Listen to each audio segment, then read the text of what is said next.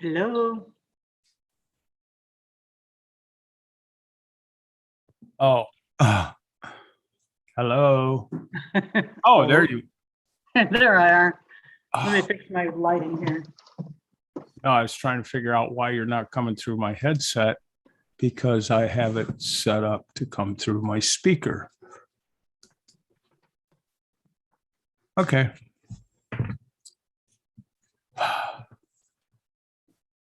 So how did the class go the other night?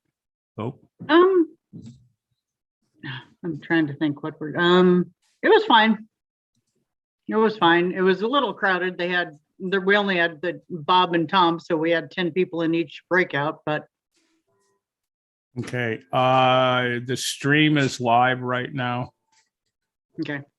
We got people in the waiting room. Yeah, I made you a co-host, so I figured that. okay. Yeah, I set the stream up to automatically launch when I started the meeting, Okay. and So it's I gonna, can't stop it. If I so do, I'll it's mess it gonna up. capture the pregame Yeah.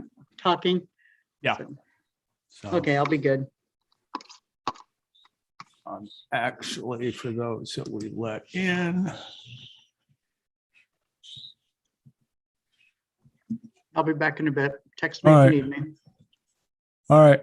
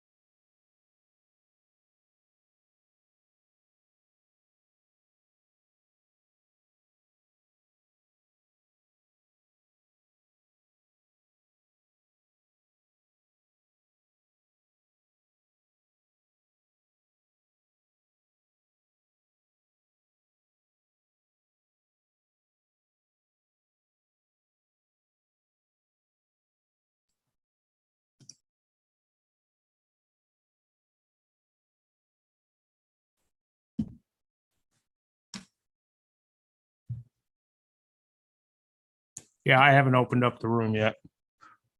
Is all. I was kind of waiting on Charlie, Mike. Can you hear me? Mike, can you hear me?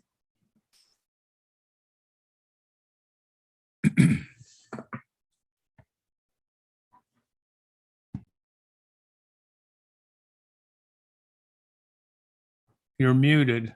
Can you hear me, Mike?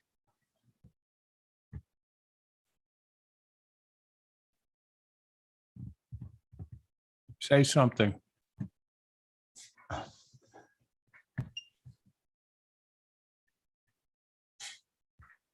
Hello.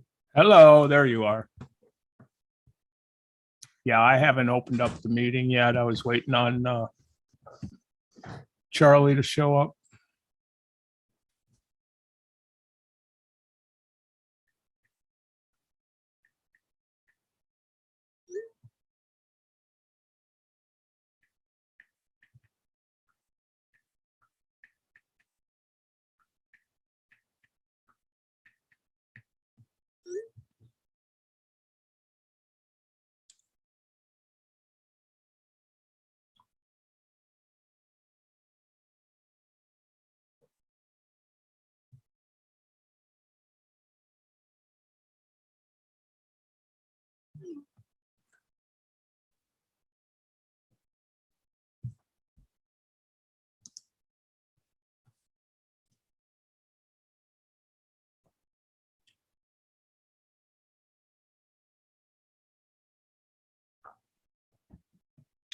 Can you hear me now? Oh, yes, much better.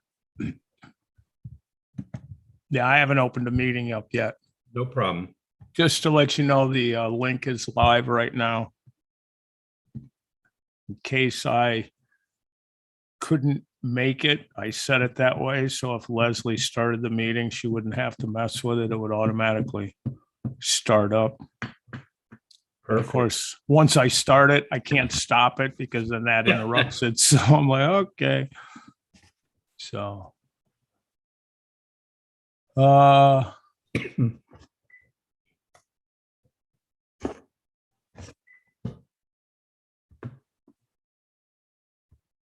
I'm going to let Norm and Rudy in.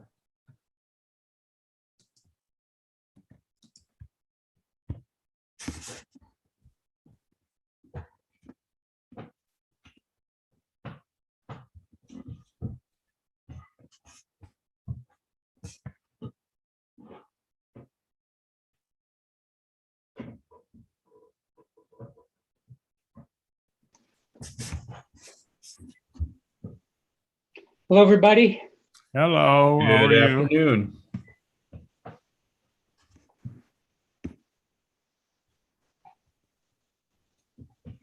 Leslie, are you actually home? Yeah, for a few minutes.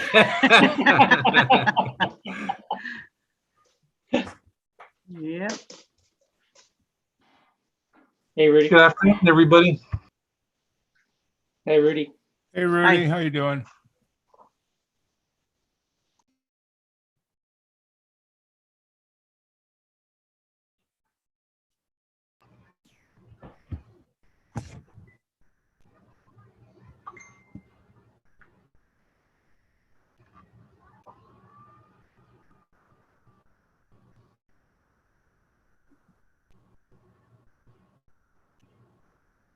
So Leslie, how's everything in Arizona, Las Vegas area?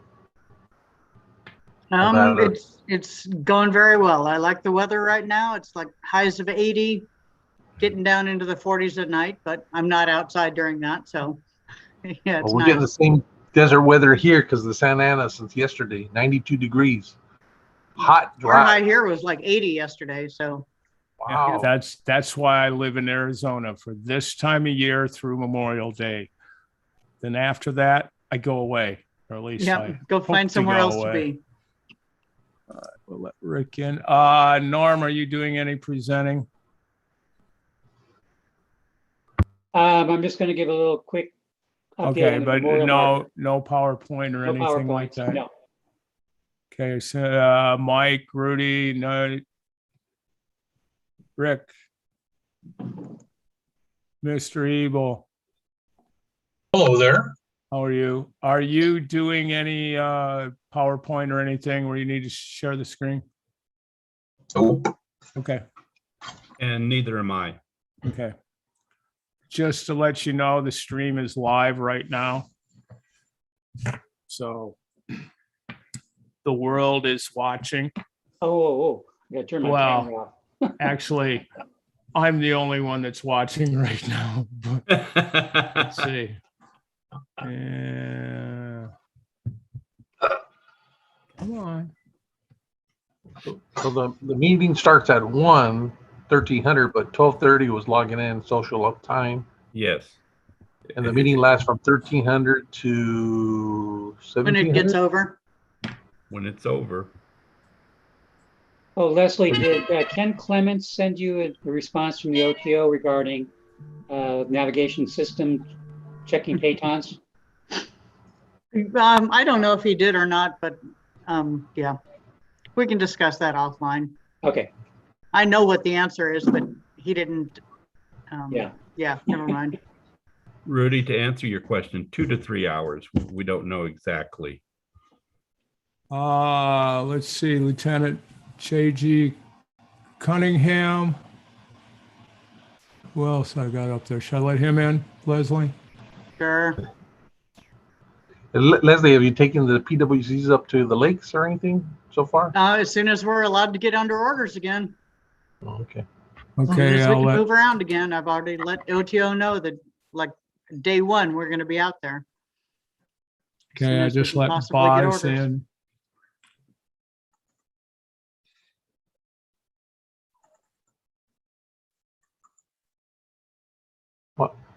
Mike, just so you know that my vice is over there on the training deck helping Brody clean up the supply area. I'm sorry, who's helping Brody? My vice. Oh, okay. He's one of the ones that I think Bill Wicks is over there too. Hi, Boz. Hey, morning, Norm, or good afternoon. Sorry. Hey, Leslie. Hey, everybody.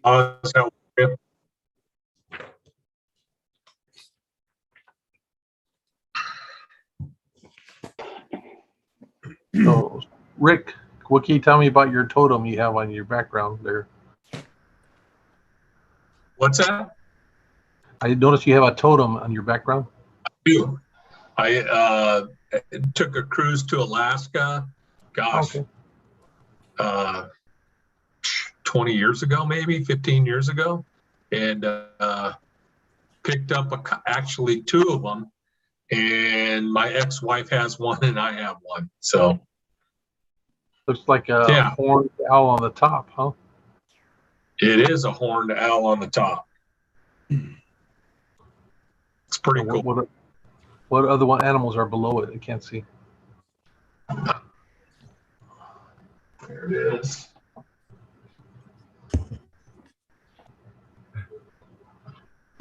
Well, it looks like on the middle one is like an Inuit or something like that, and then the bottom one might be a wolf or a bear. I think it's a wolf. Well,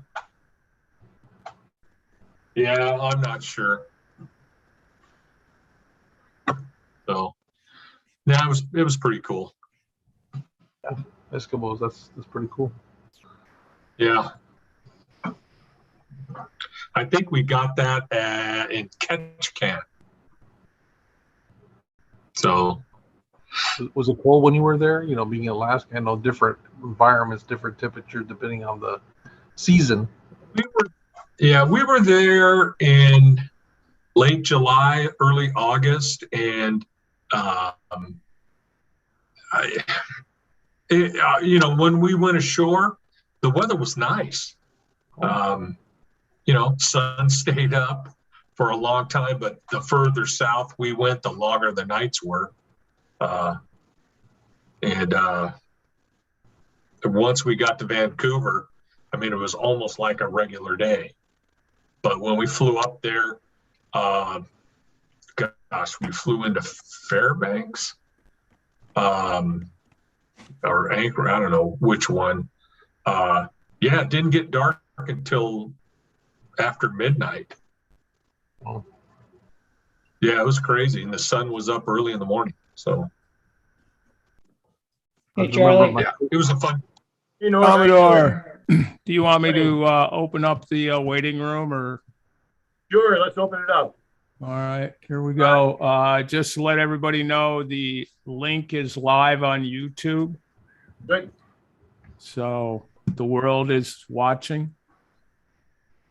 Norm, keep an eye on the people that check in. If any guests or visitors, other than the 3 we're expecting from Sector LA, pop up, let me know so I can recognize them. Okay. I was going to say I'd text you, but you don't take text, so I'll email you. Yeah. Well, I was going to say that earlier. Rick, text Charlie and tell him the meeting's open, but I'd be texting all the time if I was still in high school. Oh. no, this is why.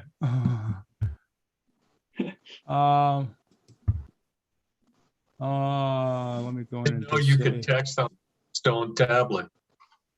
Yeah. Karen Chapman, welcome. Yeah, I wish someone would help me get this helicopter out of my garage so I can put my car in it. Oh, here we go. All right. So I just. All right. I'll be glad to help you get that helicopter out of your garage. Just, I won't tell you it will be in one piece when I'm done with it, but I'll get it out. How you feeling, Paul? I feel like I have been run over by a Mack truck. That's to be honest with you. It's All right. this is kicking my butt. I can tell you that right now, a lot more than I thought it was going to. Yep. And you had all 3 shots, right? Yeah, I did. And Oh, wow. I can only assume that had I not had any of the shots, for sure I'd be in the hospital. Yeah. Because this thing it's taken all my energy from me.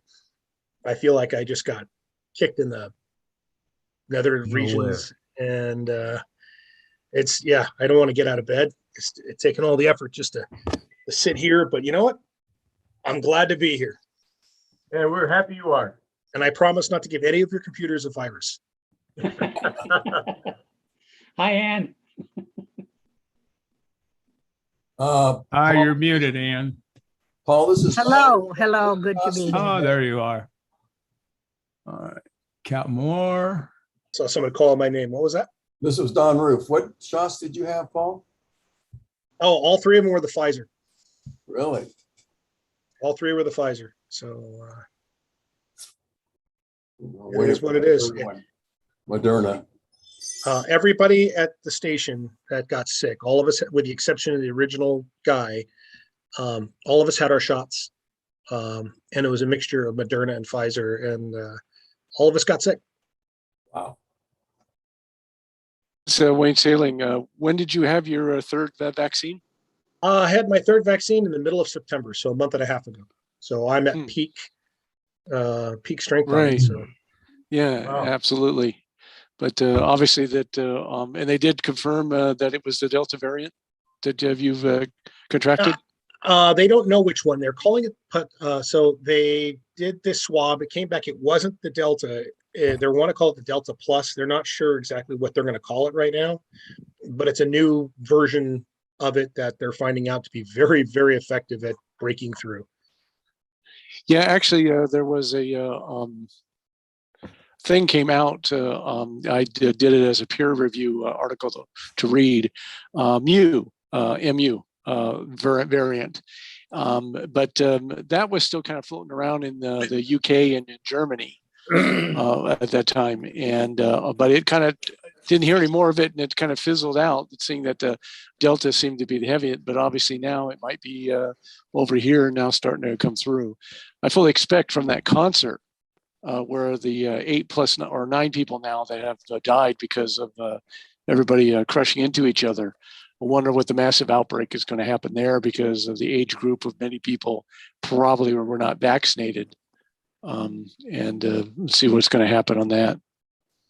I think time will tell. time will tell. I'll be honest with you. I was pretty blown away. I mean, I'm not a crazy COVID theorist kind of a guy. I just worked with it and dealt with a lot of it with a lot of folks getting ill, a lot of folks getting sick. And it ran through the firehouse for a while. We all got our vaccines and it kind of chilled out and we were all in pretty good shape. And then probably in the last month, it's running through the firehouse again like crazy. And it's really taken its effect on a lot of the folks, even though those that have been vaccinated. Like I said, in my cluster, there's 15 of us. Call right now. And all 15 of us, with the exception of the original patient, is vaccinated. Yeah. So I just had my third dose just earlier this week. I'm sorry, we're still Saturday, so it's not next week yet. And yeah, I felt kind of just off for the next couple of days. My first 2 doses, I really didn't have much. I think this day 2 after my second dose, I had a bout of tiredness and stuff and everything like that. But this time I just have this kind of off fuzzy feeling. It's sort of, I might be like a mild hangover or something. It would be my quick correlation to how I feel, although not exactly. It's funny you say that because that's kind of how I felt when it came to the first 2 shots. I had nothing. I got no response whatsoever. I was making fun of everyone's like, oh, I'm getting sick after the shots. I got nothing. But after I had my 3rd shot, I felt it. And like you said, I felt like I had a really bad hangover. I was like, wow, I'm 20 again, back in my days as a cadet. And I was like, wow, yo ho, and feel like I'm back doing the bar run down in lower Midtown Manhattan again. When I was a 2nd class cadet. Good afternoon. Good afternoon, Captain Orr. We've got 2 more minutes. So before we start, Captain Orr, good afternoon. Glad you're with us. Happy to be here. Thanks for the invitation. Lieutenant J.G. Cunningham, where are you at? He was here a minute ago. I don't see him right now. Hi, good morning. This is Lieutenant J.G. Bobby Cunningham. How are you doing? Thanks for having me. Oh, today. there you are. Good afternoon, sir.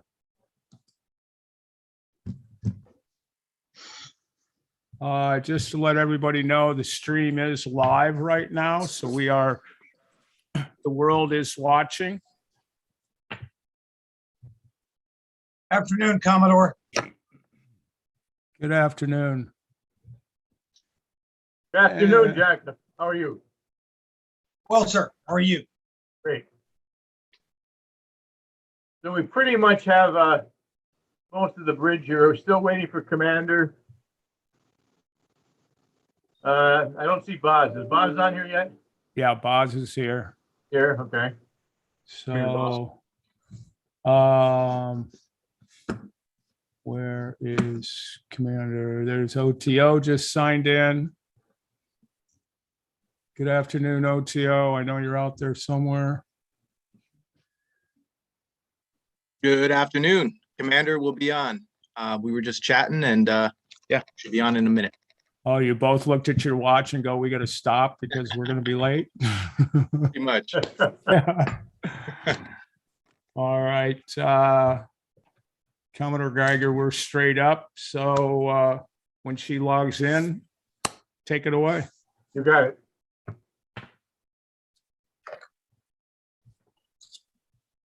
This means she has to buy the rounds. Last one that shows up has to buy. Oh, there she is.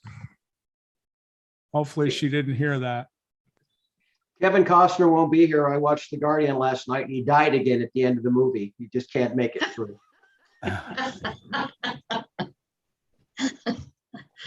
Well, he's under the sea somewhere, pulling people out of the water, I guess, still.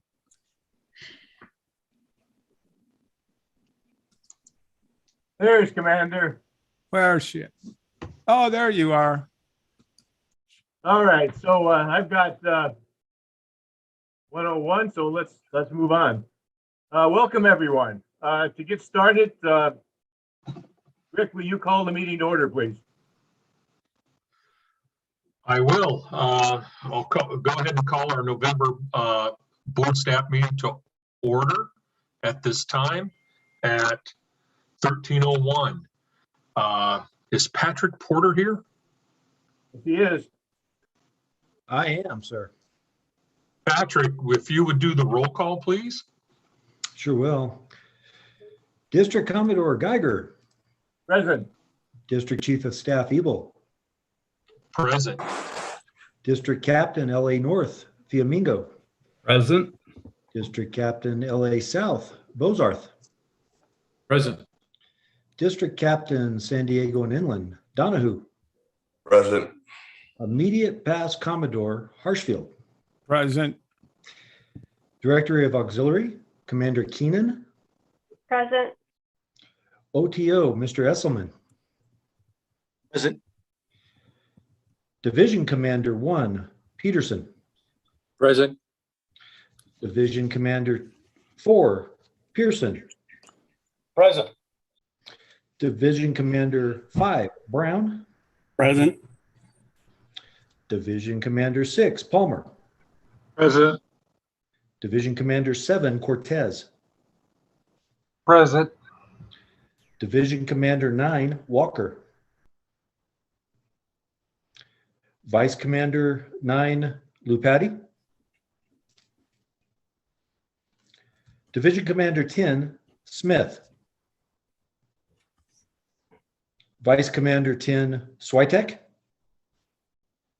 Benjamin Palmer is actually the vice commander. Thank you very much. I made that correction.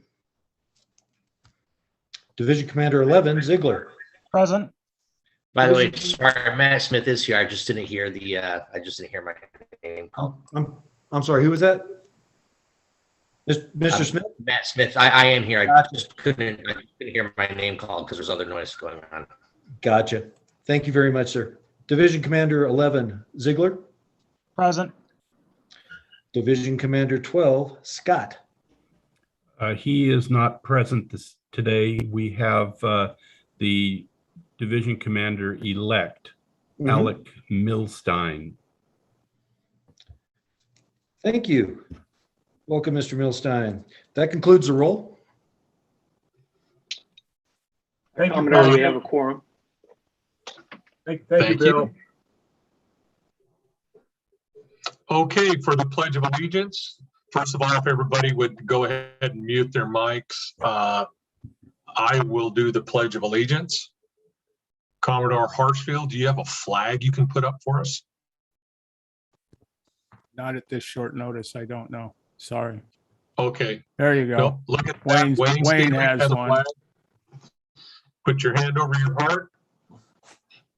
I pledge allegiance to the flag of the United States of America and to the republic for which it stands, one nation under God, indivisible, with liberty and justice for all. All right, for our invocation, Mr. Wayne Palmer, if you would, please.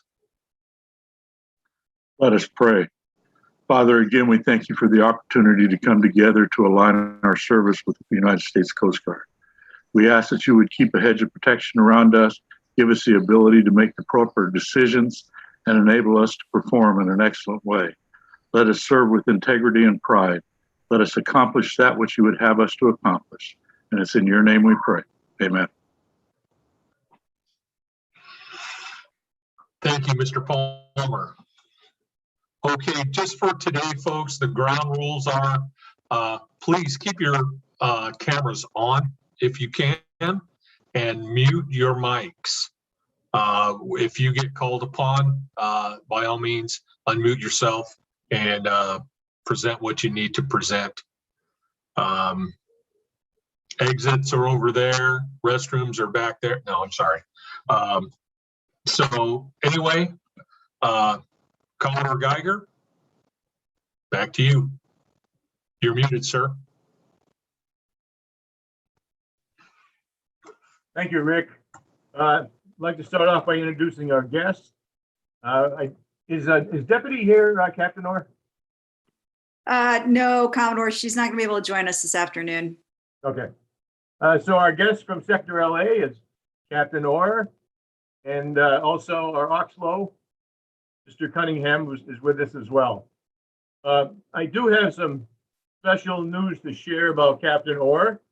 I was thinking all morning how I'm going to say this, so I think I'm just going to say it because I realize about half of you already know. But Captain Orr has been selected to be an admiral. That's pretty impressive. Thank you. So let's let Captain Orr tell us a little more about that. Thanks, Commodore. It's great to see you all. I'm going to tell you, it has been a crazy few months for me for a whole bunch of reasons, which I'm happy to talk about. One being this flag selection thing that you don't see coming a million miles away. And because of that, I was last week back in Washington, D.C. at our senior leadership conference, which I wanted to share a couple highlights of that with you all. And I thought if it's of interest, operationally, it's just been nuts for LALB between the oil spill that we continue to work on, the investigation associated with the pipeline involved in that spill, and then the port congestion situation that's going on. So I don't want to take too much time. I always appreciate the opportunity to see you all. Things at the sector are finally getting to a quasi-normal tempo as these things kind of fall into a more predictable, reliable mode. I actually haven't seen Bobby Cunningham in person, I think, in probably 2 months. So Bobby, nice to see you and thanks for being here. That's how crazy it's been.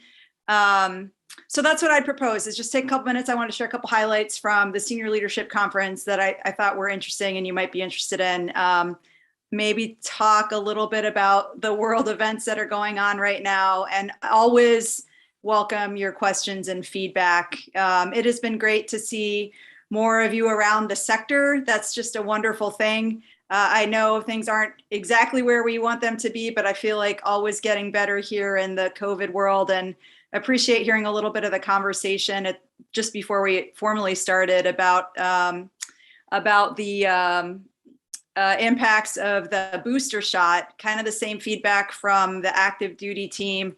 That third shot is a doozy. Our command post for the oil spill, we ended up having 3 different command posts. Now we're running the spill virtually in a Teams room with the exception of field-based operations. But that was one of the reasons we went to a virtual command post. We kind of at the peak of the command post, we had 500 people in Coast Community College and had 7 COVID cases. And those were, of the 7, if I recall correctly, 6 were all breakthrough cases. Only 1 was somebody that did not have the COVID vaccine. So yeah, COVID in all its various variants does not discriminate. And we've had a couple active duty folks come back from deployments as well that were vaccinated and come down with COVID and get hit pretty hard. So the risk is alive and well, unfortunately. The good news is the booster shots are available and being distributed. So yeah, so last week I was back in DC for a week for the Senior Leadership Conference, and just some common themes. We had some great speakers come in. Deputy Secretary of Homeland Security, John Tien, was there. The Chief of Naval Operations was there. And they shared very similar messages about the Coast Guard that I wanted to relay.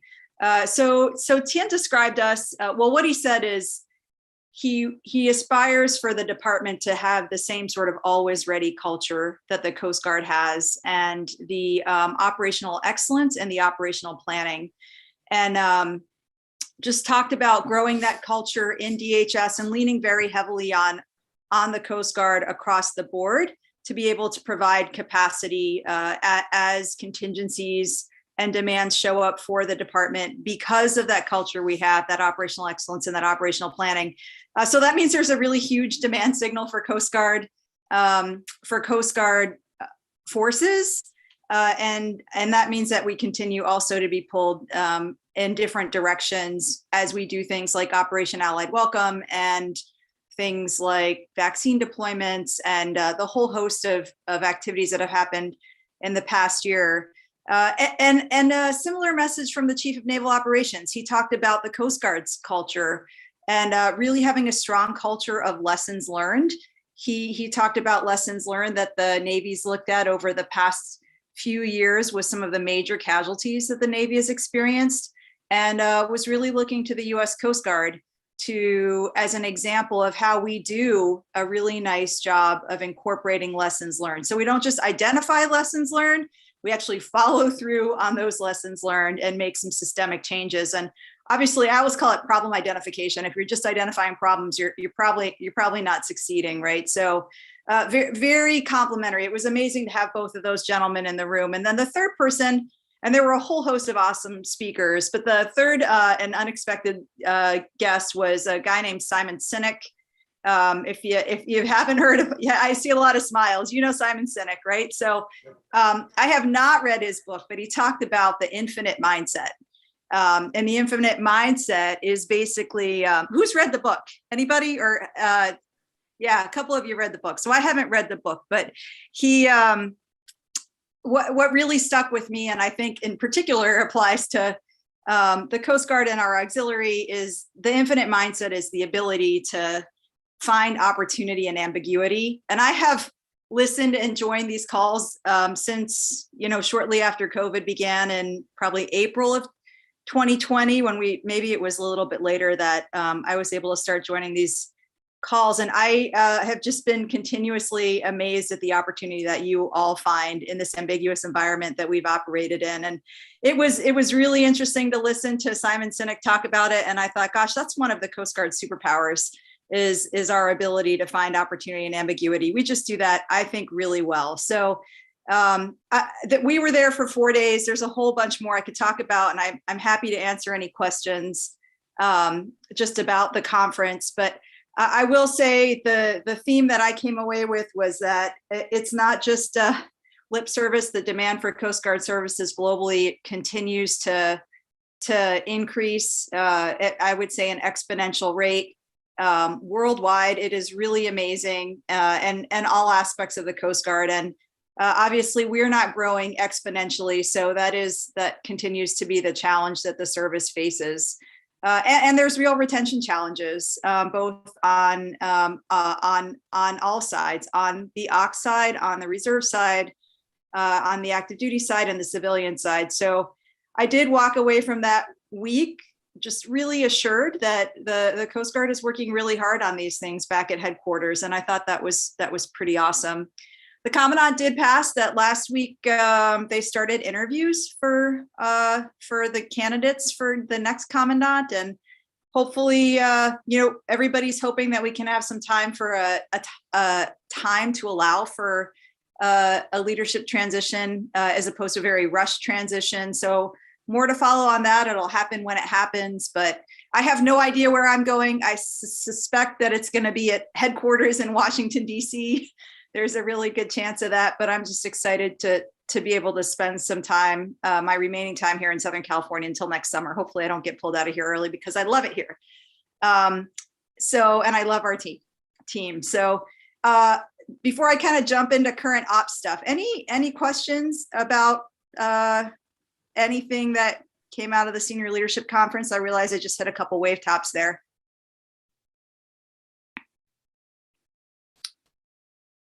Okay, I'm not seeing any hands or anything in the chat. So I'll just hit some wave tops as well with what's going on with the oil spill investigation. Not much I can talk about on that front, but just really like a confluence of three massive activities happening all at once. And that oil spill began, I was actually in New Orleans. I had just landed and got a direct flight right back to get to the initial command post. So the spill started that when we discovered the slick, it was on Saturday morning. I got to the command post on Sunday morning, and as you might imagine, the interest was extremely high.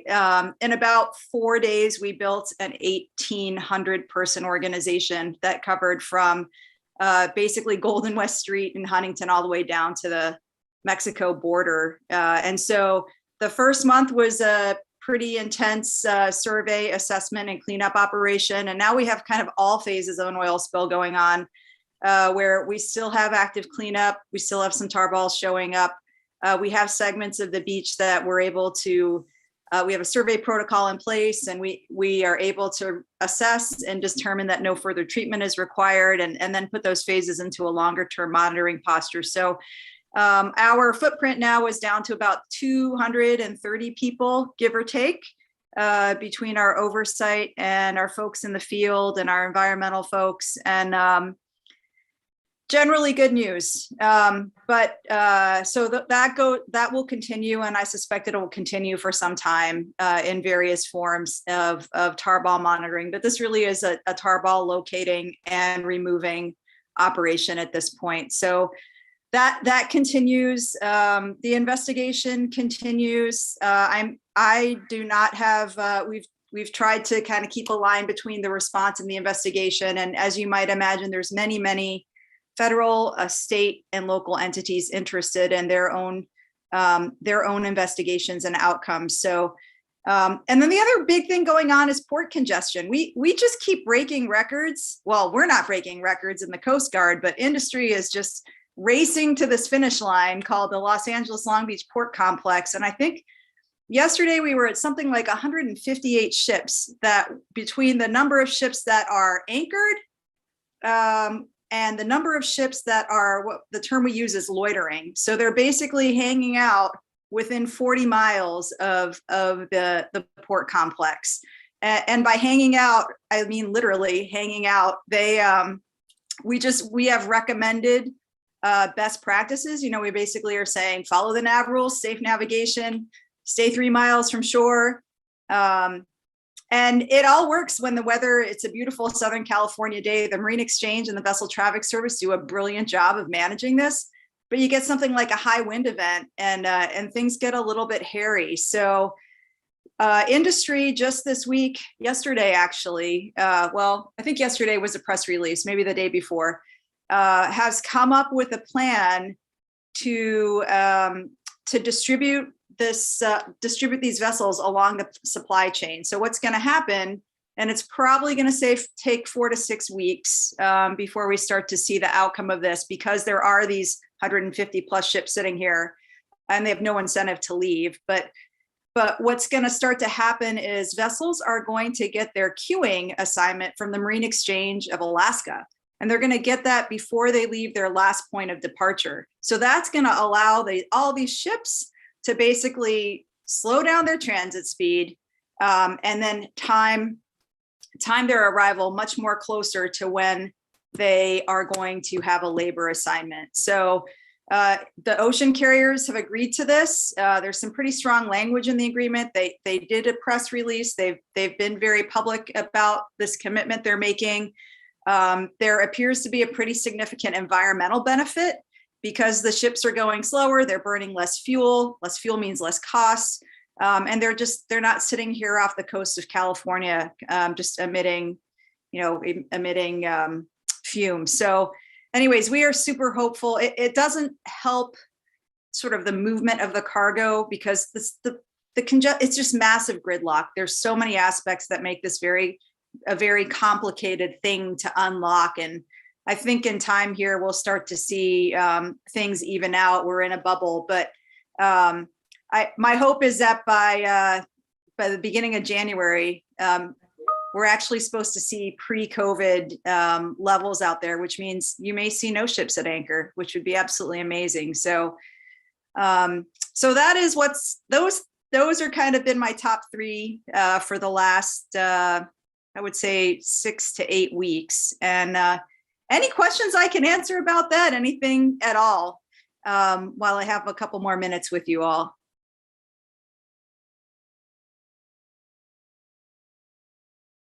Anybody?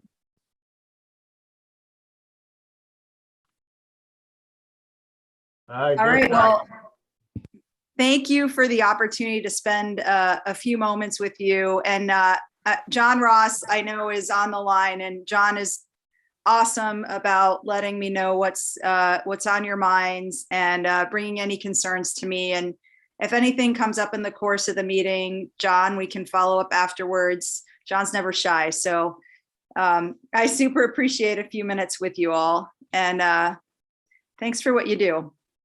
Thank you, Captain Orr, and congratulations again on your pending admiralship. I got a call from my sister about a month ago, and she said, "You know Captain Orr? My sister's in New Jersey." And I said, "Yeah, why?" He's on CNN right now.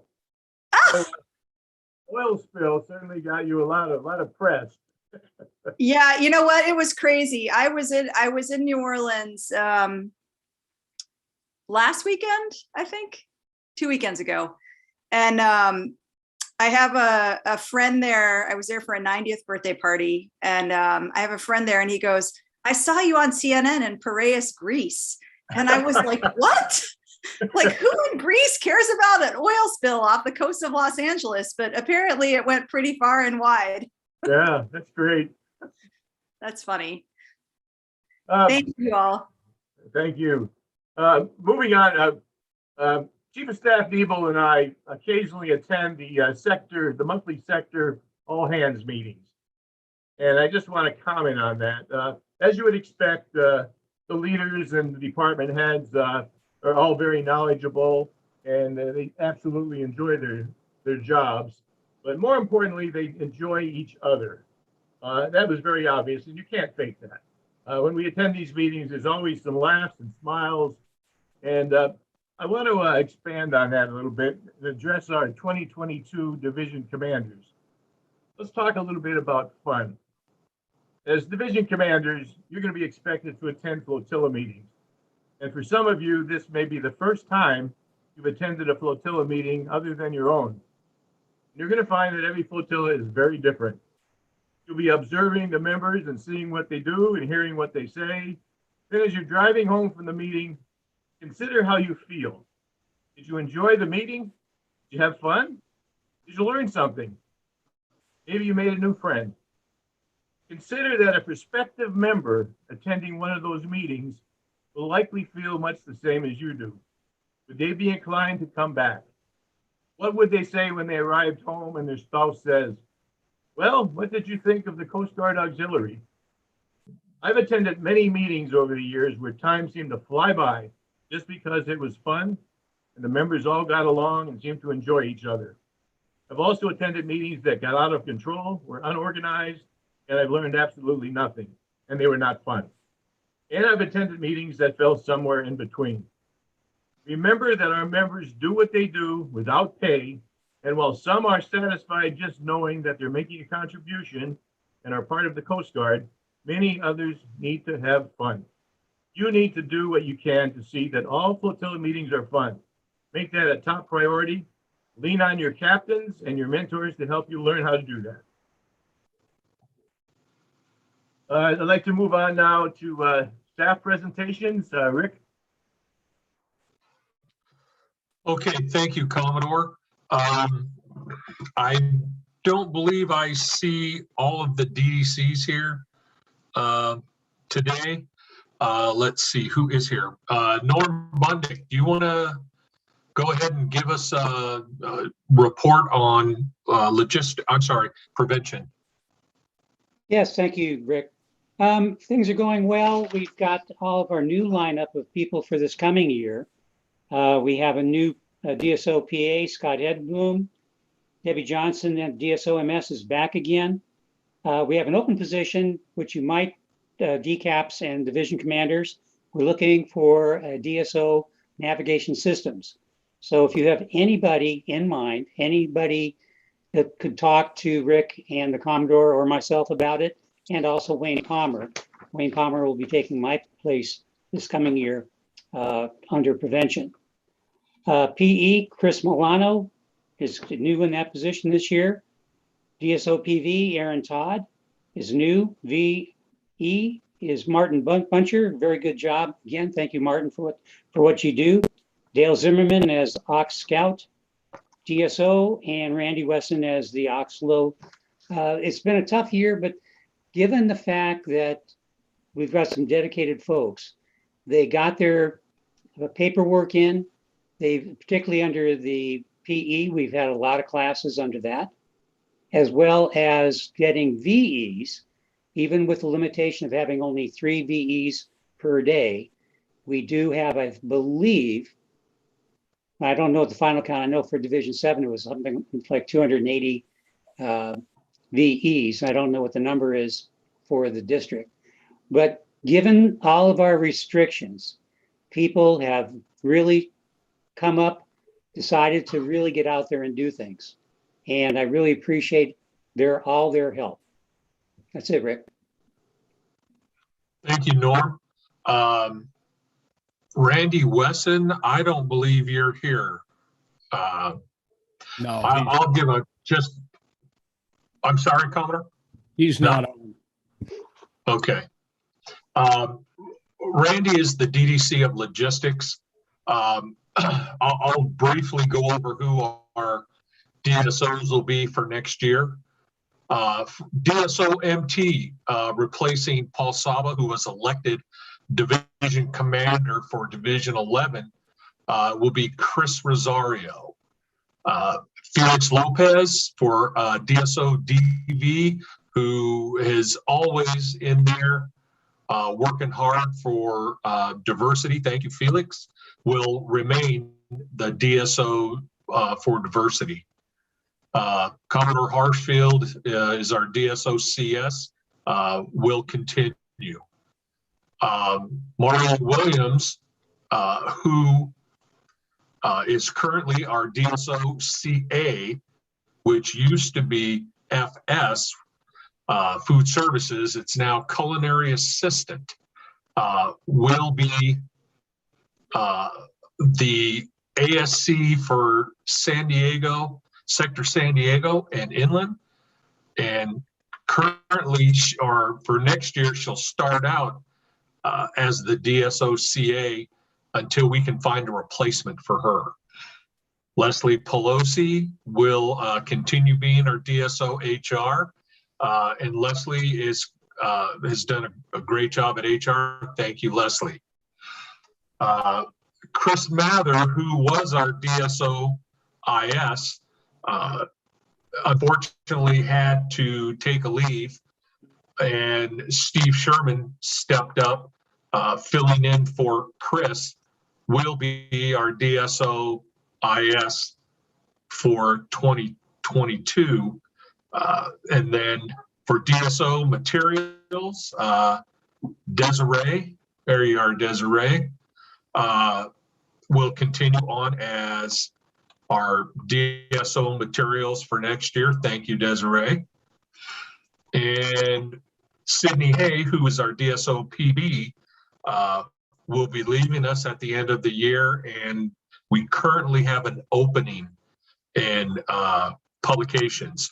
So division commanders, DCAPs, if you know of anybody who may want to fill that position, have them get in contact with me, and we'll set something up to have a chat and see if that's somebody who will do that job for us.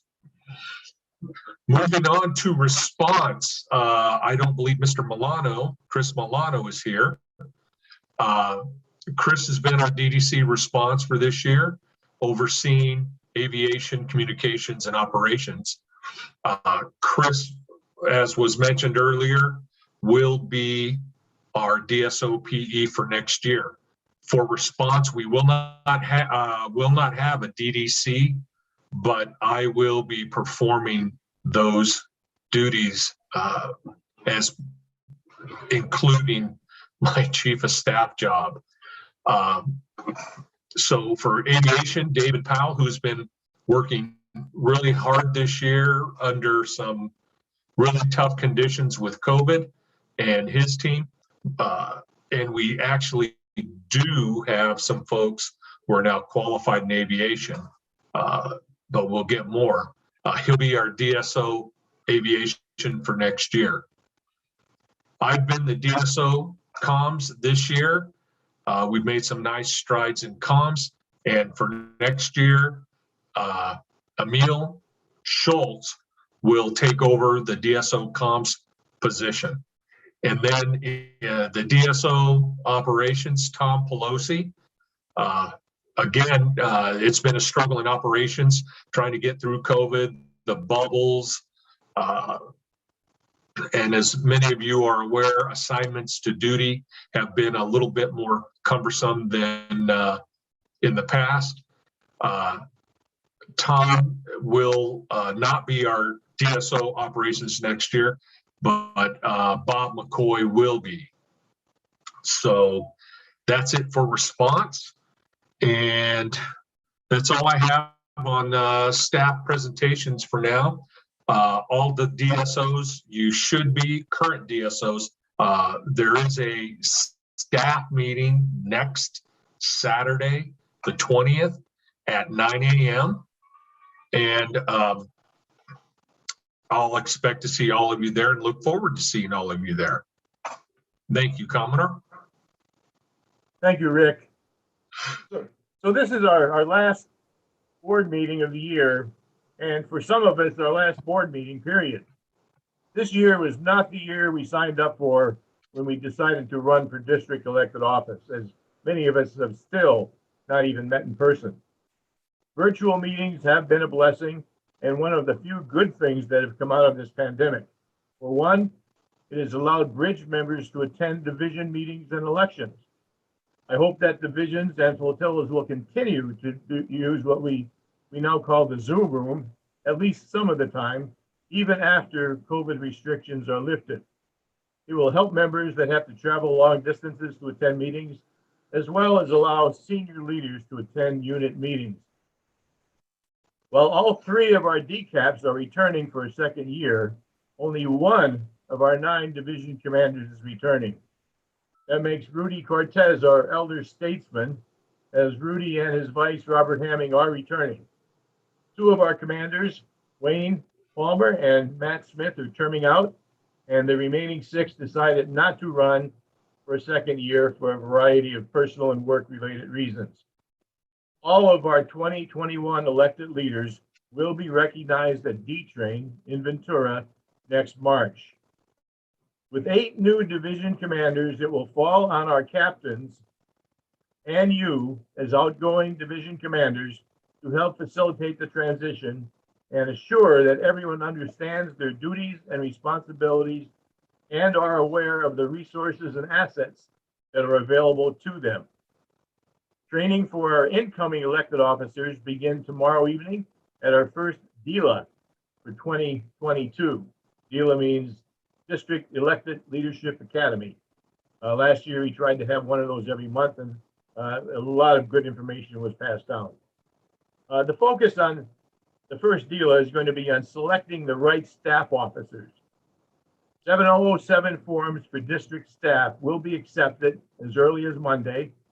The incoming officers will arrange for FILA workshops, and I would expect them to involve their DCAPs in the workshops. Our DCO aide, Norm Bundick, is available to assist with the FILAs, and he can provide some PowerPoint slides upon request. While outgoing officers will not be in the Zoom room tomorrow, you are encouraged to watch on YouTube. Commodore Horsfield will provide that information if you don't have it already. With that, I will turn this over to the Chief of Staff. No, the Chief of Staff already went. So now we're going to do DIROC's office pass down. Starting with the Director, Commander Keenan. Good afternoon, everyone. Good to see faces again, but I'm excited for D-Train being in person, as Commodore just mentioned, and also excited that most of you guys have gotten a lot of elections done, which I greatly appreciate. So you seem to be going well using the virtual and/or hybrid means, but doing the elections electronically. So thank you all for working through that.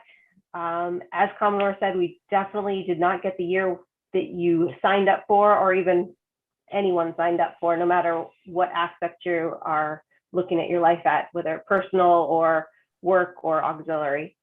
But I appreciate you guys sticking through this and rolling with the punches as we kind of change policy, unfortunately, but it's kept us safe. And that's been one of the main, objectives, is to keep us safe and get you guys back out there. And as of right now, phase 3 is the phase we are sticking with until we kind of get out of this COVID pandemic.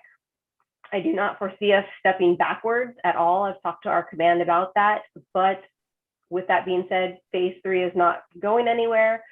So if people are trying to hold out with doing activities until they don't have to do a high risk form or assignment to duty request, I would strongly encourage they just kind of tackle that, and we are here to help. And a lot of people have done it.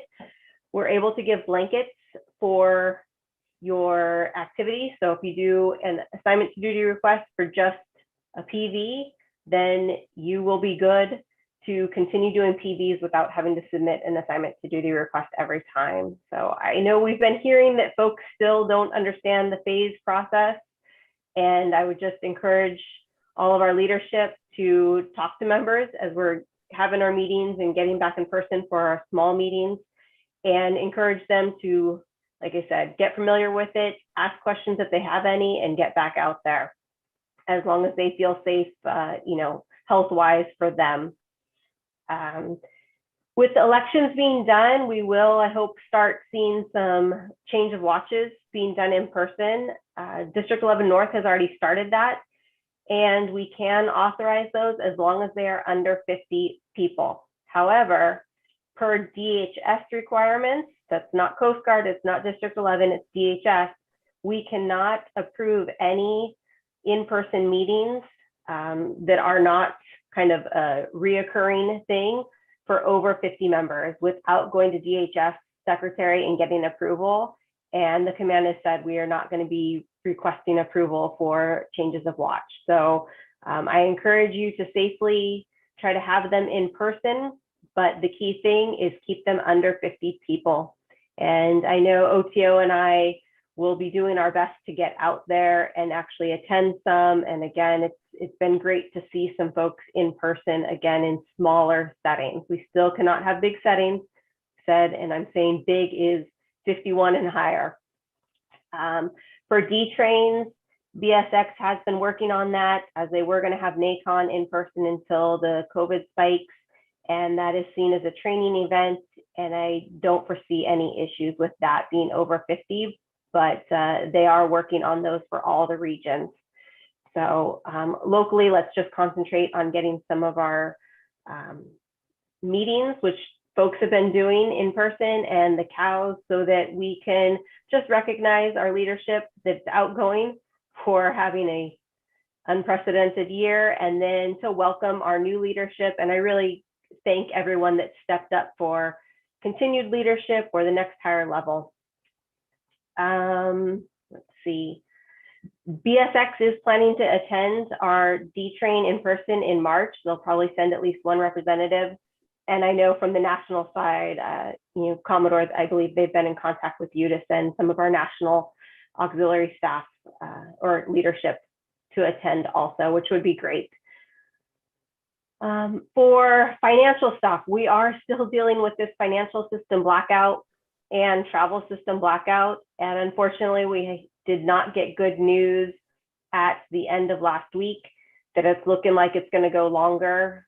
I'm not exactly shocked at all, but we don't know exactly what that means for auxiliary or even active duty with our travel and with our purchases. Right now, all units active duty are only kind of making mission critical purchases and travel arrangements. So we will see what BSX has to say. Right now, BSX said, patrols are only for mission critical at the sector's request. And that is the guidance we have, and we will see if that continues. They're looking to reevaluate, and the blackout period end is TBD right now, unfortunately. So we'll keep you posted as that goes out. But they're trying to do it right, and it's a new system, so they're learning as they go, unfortunately. And then I think the last thing is, every time I meet, I just have to thank all the auxiliarists that are helping out in the DIROC's office. We could not have made it through the summer or even still make it right now without everyone's help. However, we have an end in sight. We did do interviews for a new civilian. A tentative offer was made, and I am hopeful that we will have a new auxiliary affairs specialist sitting at the desk before the end of the year.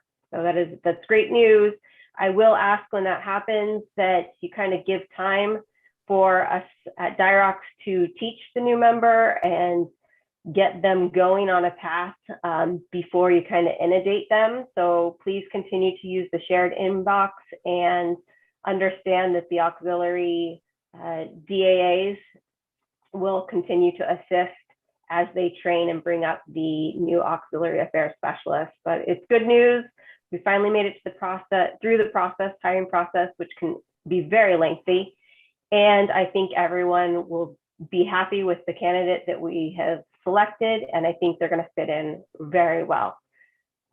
That is all I have. Unless there's any questions for me, I will hand it over to OTO. Oh, I have one alibi, sorry. And this may get touched on at your training, but with the elections being done, I know you guys are starting to turn in your annual officer reports, which I greatly appreciate. Make sure those are going through your leadership, and then auxiliary leadership will submit them to the Dirox. This is kind of helping us all vet them and make sure everyone that's on that list has the TCT or any other required, is current and core training, has any of the required training. They're helping us vet it. So it is very important that you send that through leadership so they can review it before it comes into Dirox. And we will enter those at the basically start of the year. Those will be going in around probably the first week of January, and they'll do a massive upload. We're still waiting for the directions to do that again. We can't enter those now because Oxdata 2 only allows one person to be in each position, and there's no way to set the date to kind of turn it on. So I can't put those in now and set it for starting January 1. So there could be some lag where outgoing officers are still in there, say January 1, and new officers aren't showing up until a little later that week, but we'll backdate everything and make sure everything gets in there. With that, in data entry, there is room for error. So if you do notice and you check your rosters come early January, just send an email to the shared inbox and we'll get it corrected. And again, have patience with this new system. They're correcting it all the time, making changes and continually improving it. But with that just comes some glitches and even learning for us to do at the Dirox office. Okay, now I'm really done though. All right. Hi, everyone. So I'll thirdly mention, it was a crazy summer. Transitioning in, there was a lot of changeover in the office with Leslie retiring, with my predecessor leaving, me coming in. Thank you for your patience. One of the things you may have noticed is basically restarted up the active duty list. Not the active duty list, the activity list. And on that, the first one was large. It covered basically from April all the way till October, and the last one covered October to November 5th. On there, if you received it, you probably saw that I put a plug for the 7035 membership. So one of the things, today is the 13th, okay? So in order to ensure that all the 7035s for membership members not paying dues are processed timely, they need to be started as soon as possible. Fill in section 1 and send to the member. 30 days from now, sign in section 3 if there's no response. And then late forms could result in, of course, the flotilla paying. So even if you've been told the check is in the mail, the best practice would be to make sure the form is filled in a timely manner. We can always pull them back and check, pull them if a check arrives, but if proper timelines are not followed, the flotilla again ends up paying. And then a plug for the TCT-RM. We have 9 seats left. This will be the last class of the year. So there are 9 available seats left for the risk management TCT training, which will be this Tuesday and Wednesday. And again, last of the year. All right, let me flip to my email here.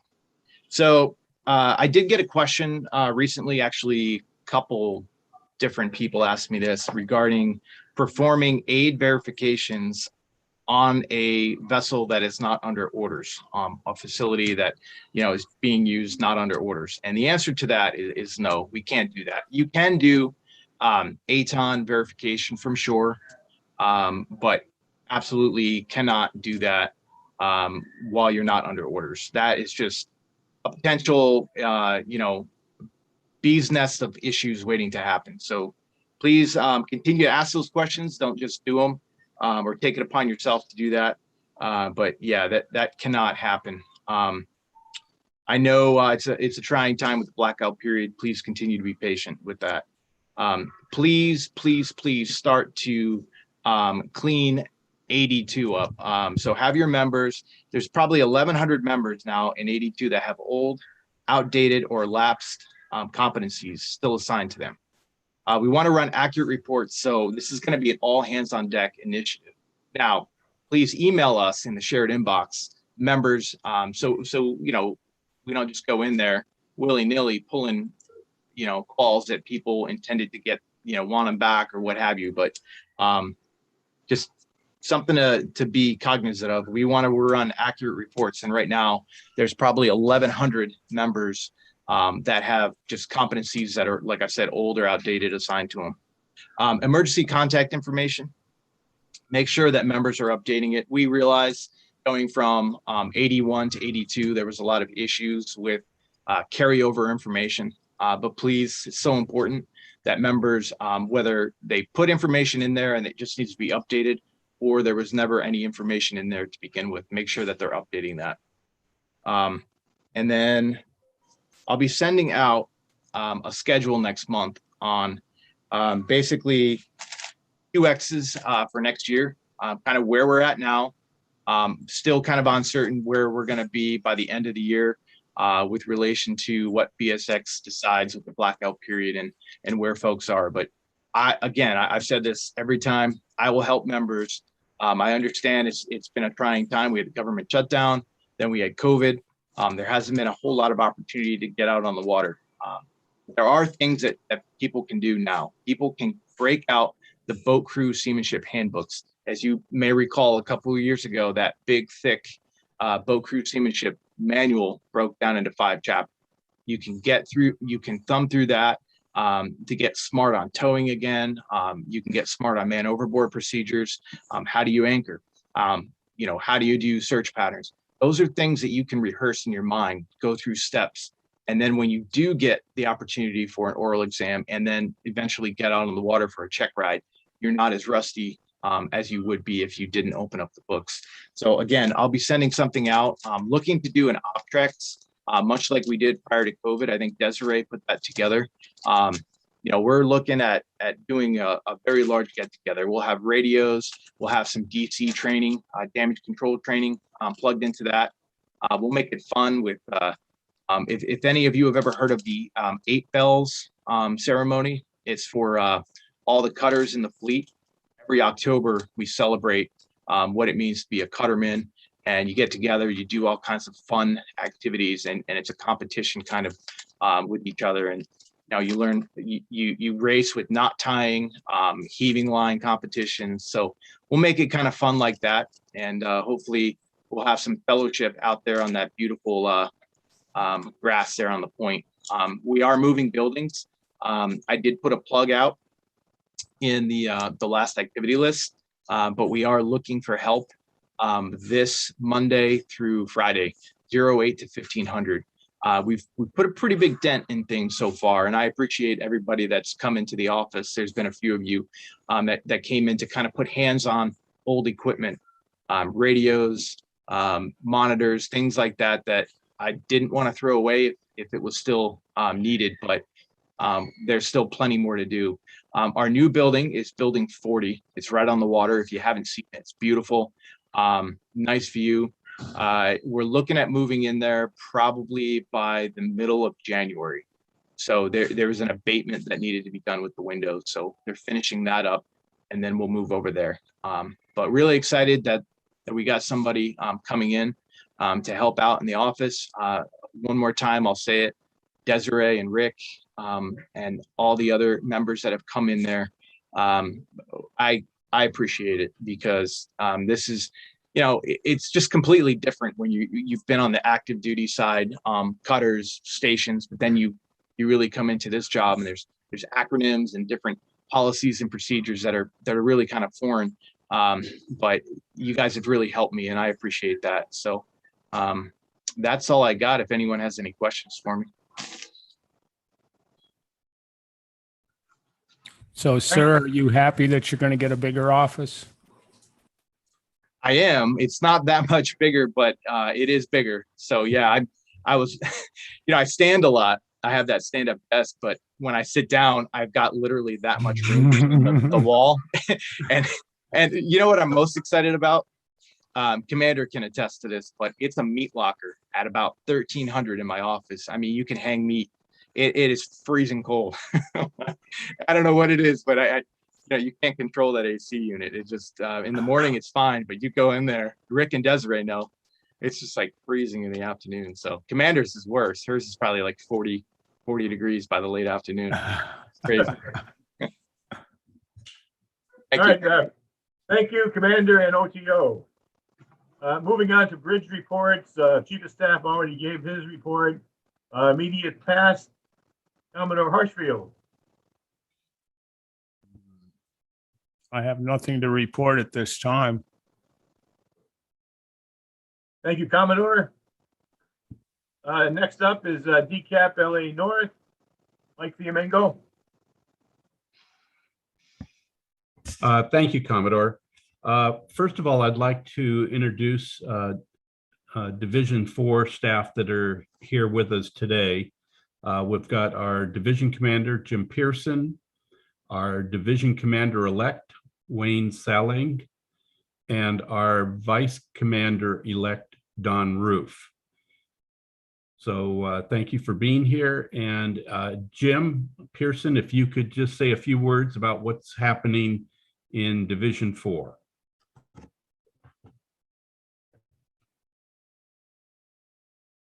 You need to unmute.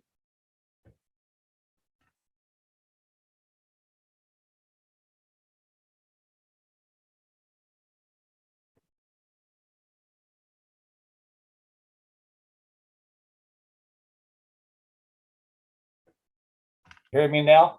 Yes. Okay, sorry about that.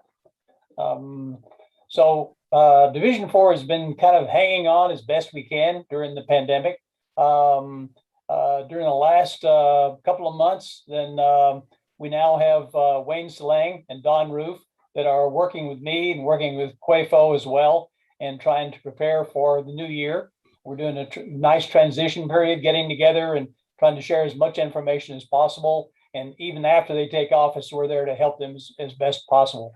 Mike has been great. It's always perfect go-to for me. And I appreciate the way we have worked together in the past year, Mike. Thank you very much. You're welcome. We have had some things this year that were amazing. I think as Captain Orr pointed out is that sometimes in periods of time when we don't have a lot available to us, you find those people that are reaching out there and finding ways to excel. This year, we've had people like Paul Clark in 4-3, who every weekend day, he's out there at the lake. He is setting records for VSCs. He also, as a retired firefighter in hazmat, he has connected with Deborah, and he has learned a lot about marine safety, and he's adding a lot to what we know, what we're able to do. So things like that are amazing. Kind of moving forward, we do have people that are anxious to go on the water, and they're kind of wondering what's going to happen now. But I assume that we're going to be hearing from the OTO at some point in time about any allowances for people. Or are they just going to go REYR if they have not been able to accumulate the hours that are required for operations? We don't know. But again, we're looking out for that. I'm going to step in real quick. Sorry, this is Director. All that has to come from BSX. So we are also waiting, unfortunately, with you. We don't have anything, and that's a national decision or a headquarters decision. So we'll get that out as soon as possible. I know it's causing angst to many members. So we're watching it and we will let you know. I'm sure that question is for a lot of people have that. I'm sure it is. Thank you, Commander. Appreciate that. All right, thank you, Jim. Next, we have Division 7, and making the presentation will be the current and returning next year as Division Commander, Rudy Cortez.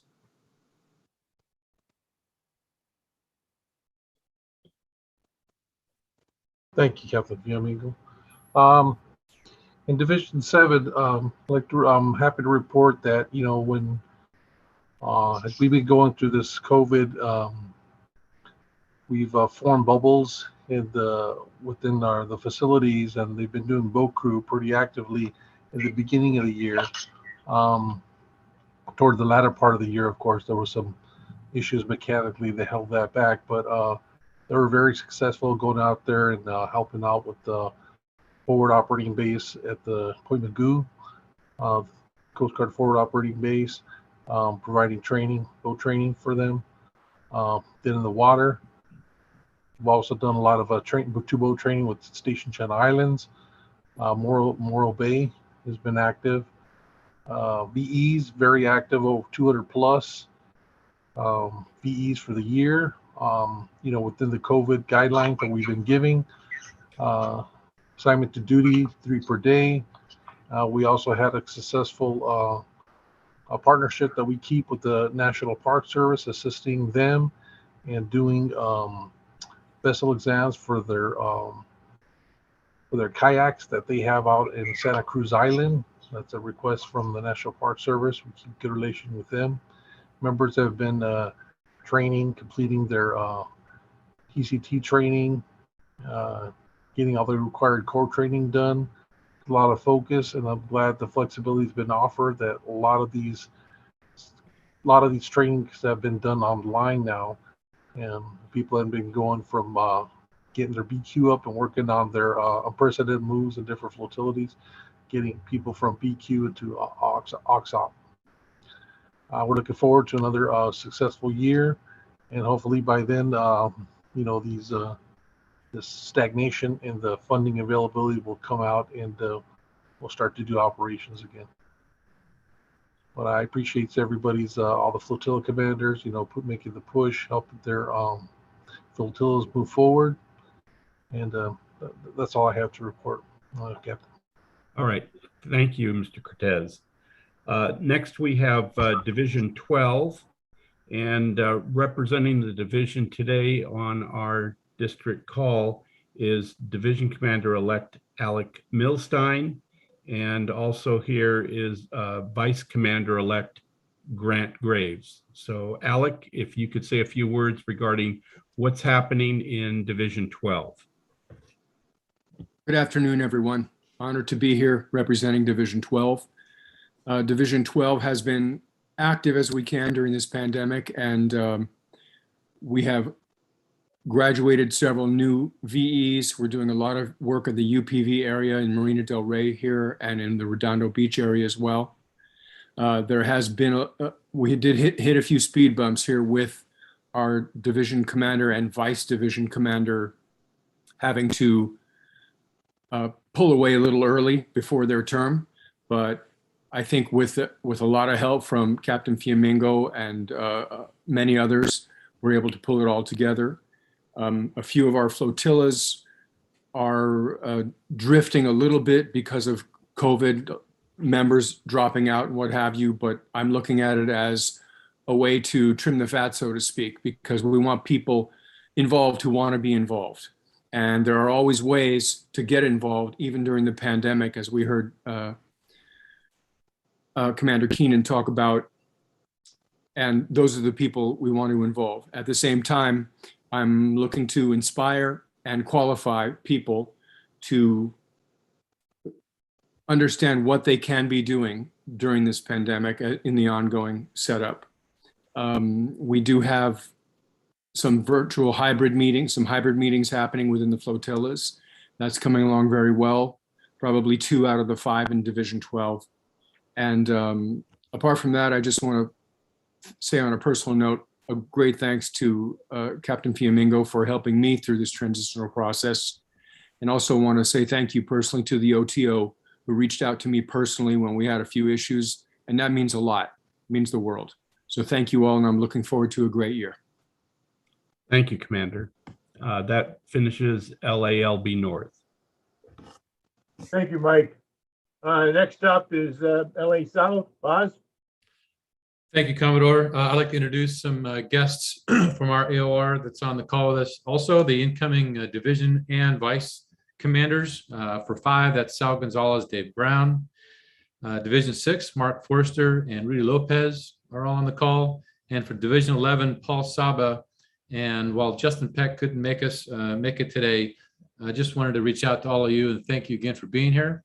And I really look forward to working with you next year. And we'll get that started, Commodore, at the end of the month for a 7 of us will get together at the Long Beach Yacht Club to go over transition plans and tactics for next calendar year, and put pencil to paper for a few hours. And then after that, we'll adjourn to the Yacht Club Thirst Parlor and make it fun. So I just wanted to make sure Commodore, we heard you, sir, and we'll get the year kicked off properly.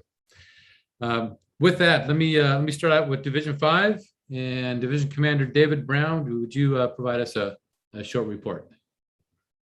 Okay, well, some good things that happened this year. It's been a very challenging year. In spite of it all, one of the things we focused on was member retention. We're actually up overall 5 members in the division from last year, even though we had some losses due to retirements. So the flotillas have been doing a decent job about getting new members on board and getting them trained up and actually retaining them. One of the challenges I made to the flotilla commanders is I want to see them appointing mentors. And several of the flotillas have done a very good job with that. They're actually engaging the new members with mentors so they can guide them through the processes, which can be a little daunting at times. We also have another 9 people in application pending status. And thanks to Leslie, we got 7 referrals for Division 5. And I believe all 7 of those have been contacted by one or more of our flotilla commanders, and they're engaging with them to get them on board as well too. So I feel we've done a really good job with member retention and also bringing new members on board. As far as risk management goes, I think we only have one member out of 157 that still needs to take the initial risk management training. The RMTCT, I'm going to encourage them to get on board with that last session of the year. We've got 2 who are overdue and 3 that actually haven't taken it at all. So we need to get them up to speed. On the not so good news front, core training, we've been poking people along with sharp sticks, hasn't done a lot of good. We've got 26 members out of the 157 that are overdue that we're trying to get into that and get that taken because they're in REYR status. And I have another 54 that need to have it done by the end of the year. So we've been emphasizing that on every flotilla meeting and also every division meeting call. And I think we're just going to have to get actively engaged and talk directly to those people to encourage them to get that training done. A lot of our flotilla commanders have emphasized the fact that right now it's fairly simple. You can look at it online, do a self-attestation, and you're done.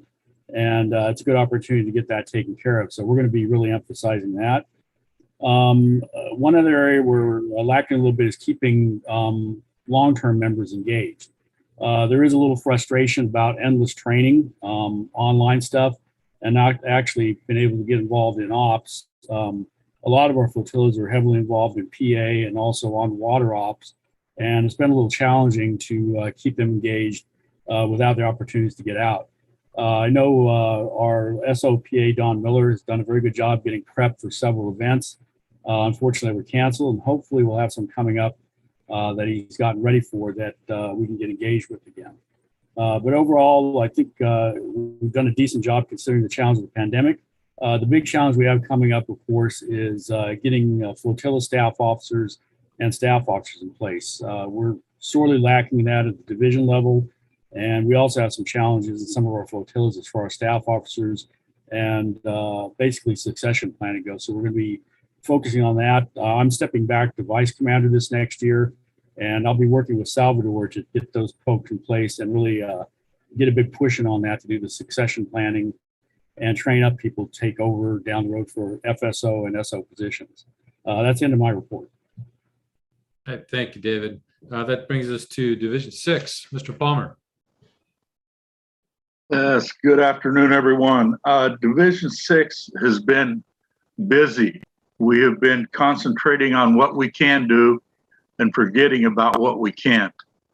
I've been encouraging everyone to think out of the box on how they can do some things. I want to thank OTO Esselman for his comments on some of those questions. I admit it was me that was asking them, trying to think outside the box, and I don't mind getting my hand slapped. It's easier to get a slap before than it is after.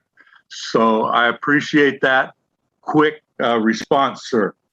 As far as comms goes, we have had some watch stands with Dana Point for the Tall Ships Festival. And we also covered 2 days of the Huntington Beach Air Show. We have done many recruit interviews, and I think there's 17 in all. And so far, every one of them have asked for the application. I have met personally with 5 of them, and recruiting seems to be going very well. And a lot of this is due to the fact that we were able to do those PA events. Others have been referred to by Leslie Pelosi, and all of them were good. So, you know, it wasn't that they were just interested. No, they want to join. And Leslie, I thank you for sending me to them. I really, really appreciate that. There's 5 of them I'm really excited about. So as far as our finances go, all of our 7035s are out at this time.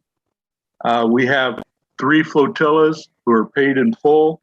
So we're happy about that. We do have some members that, to use the word, we've weeded out. They were non-contributors, just hanging on.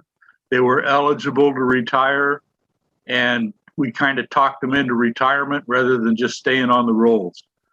So, you know, that helps out the flotilla and the quorums and all that stuff. Our member training has been outstanding. Everybody has just really picked up the pace on that.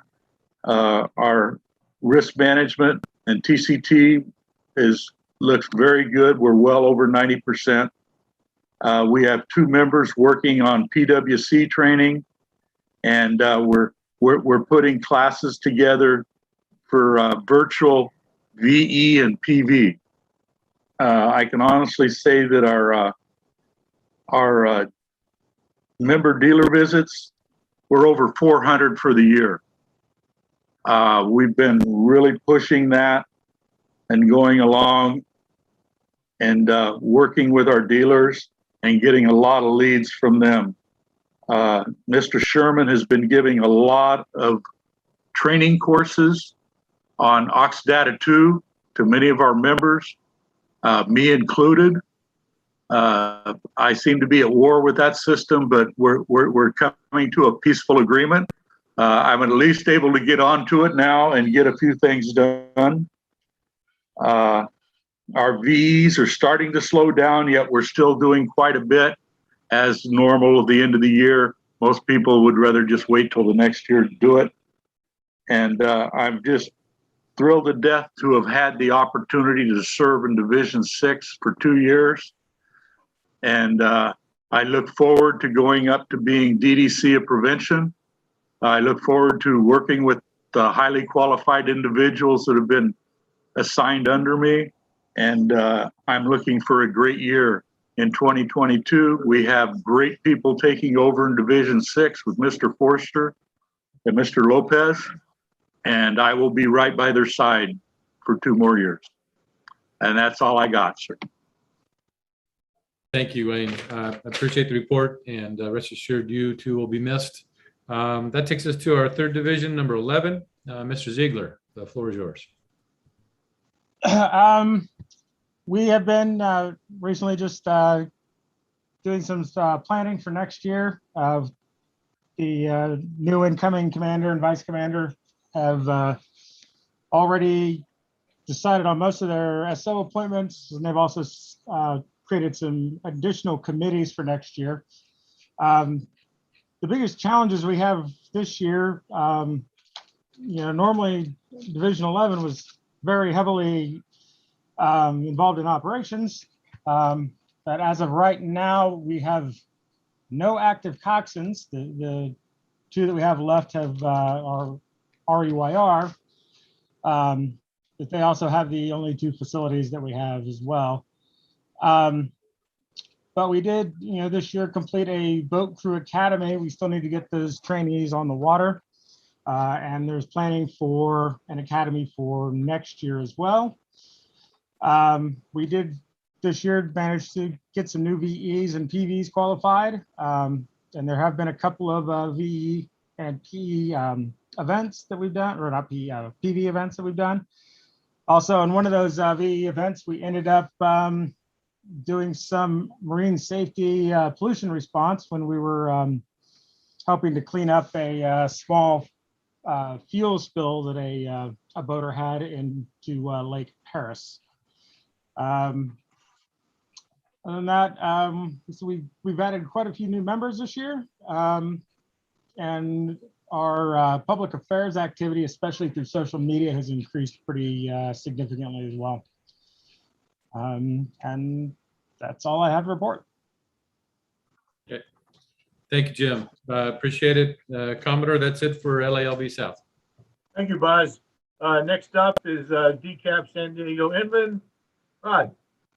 Thank you, Commodore. We're going to start with Division 1. We've got Gary Peterson, who's our division commander, and we have, as with the other areas, we have three new division commanders this year. And so our new division commander will be Robert Eastlis, who's on with us. Our vice division commander is Jim Scofen. Worked with both of them, outstanding auxiliarists, and I'm very, very pleased that they're on with us today. With that, Mr. Peterson, who is had the benefit of retiring this year, has been traveling extensively, but he is with us. And Mr. Peterson, I turn it over to you for your report, sir. Thank you, Rod. Thank you, Commodore. And I do apologize for not packing my my uniform when I was heading out of town last week. So, but anyway, it's also been a pleasure serving this last year, and I'm just going to take a year's vacation from everything I do, but I'm still going to remain very active, and I'm quite certain that the division under Robert and James are going to be just terrific. So anyway, kind of our summary of activities, successes, and challenges. Our goal is still, the intended leadership is to maintain the encouragement with all of our members throughout the division, especially after a year and 3 months of this pandemic. We are looking forward to, as other divisions, back forward to operating levels and continue to train and prepare when we can in person and re-engage fully with the public. We welcome we're continuing to train in an interim and to see more new members and members participate on online offerings. And to me, I think it's one of the best things we've been able to do throughout this pandemic. Kind of our ups are, while we're still working with restrictions to the pandemic, all our flotillas are meeting regularly via Zoom or GoToMeeting. Each is continuing to pass down information and, keep our members engaged. We do an awful lot of augmenting here in San Diego, and we've continued to do so, including now gate guards for Sector San Diego. We've got, the job training is pretty well underway. We're waiting for a PQS for November. We're also involved with warehouse support, which is pretty amazing. And we've also got a few members are augmenting on the cutters as well as getting underway at various times. So that's exciting. We've got a new area sector coordinator, Marlene Williams, who has just done an incredible job in terms of keeping us abreast and making certain that all of our members are informed of what's going on in Sector San Diego. Training continues to be the focus, and we will have a new TCO course starting November 17th, which is exciting. We've been authorized also by sector to put on a Thanksgiving dinner again for the active duty this year. And it's something we all enjoy, serving their members and their families. The downs seem to be still Oxted at 2 entries, continue to be an issue with most members. Having direction to force members to go online to compete entries has had a negative effect. It really has. We've worked with the members to submit their hours. We think we're doing a really good job of that. Again, one of the things the challenge is lack of physical meetings, which caused some issues of low morale, but we're encouraging our leaders within the flotillas to help in that area. So again, I think that's kind of my end of my report. And again, it's been a pleasure serving for this last year, and look forward to continuing to be involved in the future. Gary, thank you very much, and thank you for your service, sir. And I hope you have a fantastic retirement, well deserved. Moving on to Division 9, Mr. Walker. Mr. Walker just missed roll call, but he got in there just after roll call. Dave, thank you for joining us. We did have division elections for 9. We had as elected for division commander was Mr. Heinz Ladowski, and vice commander was Willem Lupatty. Unfortunately, right after elections, Mr. Ladowski sadly lost his wife and is having to step down. And on behalf of the entire division, our sincerest condolences to Mr. Ladowski. He's graciously agreed, and he's going to continue to try to serve in a different leadership role during this time. He will certainly be missed at the division leadership, but certainly understandable. So we'll have a new election, but currently Mr. Walker remains, of course, our division commander, and I turn this over to Mr. Walker for his report. Thank you, Kevin. As far as the summary, we've had a very busy month considering the COVID. We did get to meet with Captain Borelli at Vegas as a meet and greet situation, and he was very, very excited to be working with us. And also, a few days later, we met with them at the Havasu City, and it was very productive. They're looking forward to working with us more often. I've got contacts with Lieutenant Commander John Satorum, who is of San Diego sector.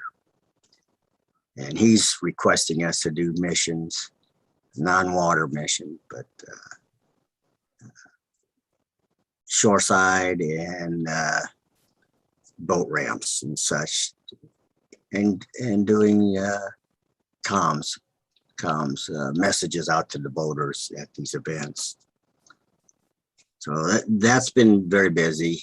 And of course, we've had 2 parades that we weren't allowed to. We were authorized to do them. However, on this, the day that last Saturday, the 6th, we had a parade. However, we had to cancel our entrance into that because of Heinz Ladowski's wife's death at that very morning. So that was half of our team, and he's the one with the truck. Also, we had scheduled one for Kingman Parade, Veterans Parade, for today, but of course the district meeting superseded that. But we are still staying active. We're doing these events as best we can. We've continued our recruiting efforts via Zoom and free conference call. Some have been pretty successful. Division and flotillas showed an increase in VEs and PVs during September, August, September, and October. October, they kind of slowed down a little bit because, you know, people aren't wanting us to do them now because it's only a couple months left in the year and they'd have to get it done all over again. So we've done probably 300 and some VEs for the division. And that's mostly just 3 people doing them. That would be Heis Ladowski's done over 160 some. And I think I've done 65, and another guy in division, see, in our division, Flotilla 6 has 61, I think it was. So we're staying. We were staying active for our with our VEs and PVs. PVs we had about 60 altogether, I think. Again, we're recruiting we're continuing our recruiting, and we're trying to train those we do recruit. We're pushing the core training, getting these people up to speed so they can get to the BQ status so we can start using them in other areas. Getting those people out of REYR. We've been pretty successful there. We got most of them out now, I think. Those that want to get out, those that don't, we're going to have to submit paperwork to get removed from their position. We've got some out of state. To, you know, for example, they're our only coxswain is out of state in Colorado, so that doesn't work out too well, and we don't have a vessel. So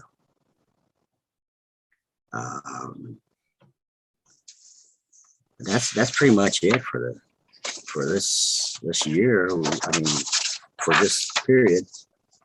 But we are, again, our main goal is promoting boating safety, especially at Lake Mojave, Lake Havasu, and all along the river here. We've been really working hard to do that. That's what Lieutenant Commander Santorum has requested us to be doing with, you know, at these boating events that they have to be at. So that's it for Division 9, other than Mr. Ladowski's wife died on the 6th. And Mr. Lupati was going to be here today, but I don't know what happened. I don't know if he had a communication problem or what. In fact, I was late. I was 14 minutes late, I think it was. But I apologize for that. And I have enjoyed my time to a point. And I hope that everything continues to progress in the district and in the divisions. We, like Rod said, we have elections coming up. We've got one for division, and then we have to have a re-election for flotilla. So that they are both happening. The division will be on the 11th, I believe it is. And the flotilla will be yet to be determined, I think. Well, David, we'll figure all that out. I thank you very much. Right. Thank you for your report, sir. And we're going to need your continued leadership. There's no short-time disease here for you. We're going to need your leadership to get through the elections here for both flotilla and for division. And thank you for your continued interest in leadership. I really appreciate everything you've done. going to Division 10, and this is a nice segue because both Division 9 and Division 10 have responsibilities for inland lakes and rivers, which is a particular emphasis of the Gold side, as always, but particularly this coming year because of the concerns of accidents. And I know that the OTO could certainly speak to that in droves. But with that, I'm going to go to Division 10. We've got Matt Smith, who is terming out as a second term. Matt, thank you so much for everything you do. And I'm honored to have both the division commander, the incoming division commander, and vice commander here with us. We've got Ben Palmer and Jack Pauley. And gentlemen, I love your energy, and I'm looking forward to a great 2022 with both of you. And before I turn it over to Matt, I'd just like to very briefly spotlight particularly one flotilla, and that is Division 10-2. I was at their meeting last night, and they've had particular challenges, and they do just an incredible job. They've got Lake Powell with members traveling up to 10 hours round trip with a boat behind them to service Lake Powell. And then in addition to Lake Powell, they go up more than 125 miles upriver to look to the aids of navigation. I mean, just incredible what they do. And there's a select few that do it. And of course, they're very concerned about some of the RAYR issues, particularly with respect to aids and navigation, because most of their aids and navigation are at Lake Powell. And I'm thrilled that this is at least an issue that is certainly in the forefront for the OTO and for Commander Keenan. And I understand we will be directed, and we look forward to that. So thank you very much for the attention to that. With that, I'm going to turn this over to Mr. Smith for his final report. Mr. Smith. Thanks, Rod. Very quickly, I just want to say that what Division 10 excelled in greatest in the last year has been public affairs, and that would include our band. And it just so happens that the incoming division commander and incoming division vice commander play instrumental roles in the band and public affairs. So I think that we can look forward to really a gangbuster year in 2022 with their leadership. And with that, I'd actually like to introduce Ben Palmer, the division commander-elect. And Ben, if you would like to say a couple words.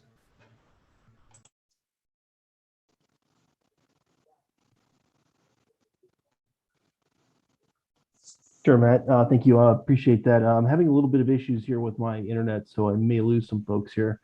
But yeah, we're looking forward to next year. A lot of we're working on some training issues. Obviously, Matt's mentioned the PA. It's been a big focus. It's kept us, not to use, no pun intended, but it's kept us afloat this past year in terms of some of the things we've been doing. But we'd like to ramp up our operations, definitely with the lakes that we have here in Arizona. We have a number of folks out there that are not part of the boating culture, but purchase vessels, and they go out there. So we really want to have that opportunity to go out there, not only making sure they're doing the safe things on the water, but also improve our public education efforts as well. So it's going to be a big year for us next year, stepping back in, and got some big shoes to fill for Division 10. So looking forward to it, and looking forward to having Matt as our new Vice Commander Jack Pauley, who's done an outstanding job as our public affairs officer. So with that, I'll turn that back over to you, Matt. Okay, thanks, Ben. And once again, I just wanted to say thank you to everybody for making the best out of the past couple of years. And I think we can look forward to even better years in the future. And with that, Rod, I will wrap myself up and just say goodbye, and I hope to see you all at D-Train. Well, it's not goodbye, Matt. It's just to be a different position, another point. So thank you so very much for everything you've done for this district and your division. And with that, Commodore, I turn it back to you, sir. Thank you, Rod. Does anyone need a I'm sorry to interrupt, Commodore. Would we be able to take a 5-minute break, please? That's what I was going to say when you interrupted me. Yes. I'm sorry. See you in 5. All right, thank you.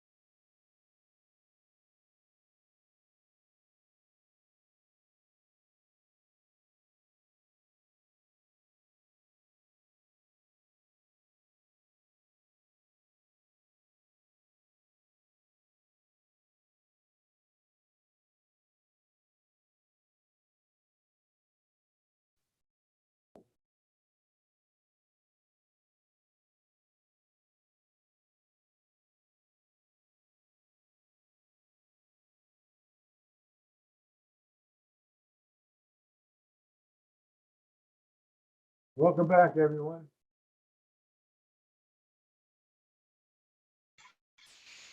Looks like everyone is here. Actually, it looks like we might have lost one. I think we had 43. Now we got 42. So Norm, find out who left. That'll be $5 for the morale jar. Do we have a morale jar?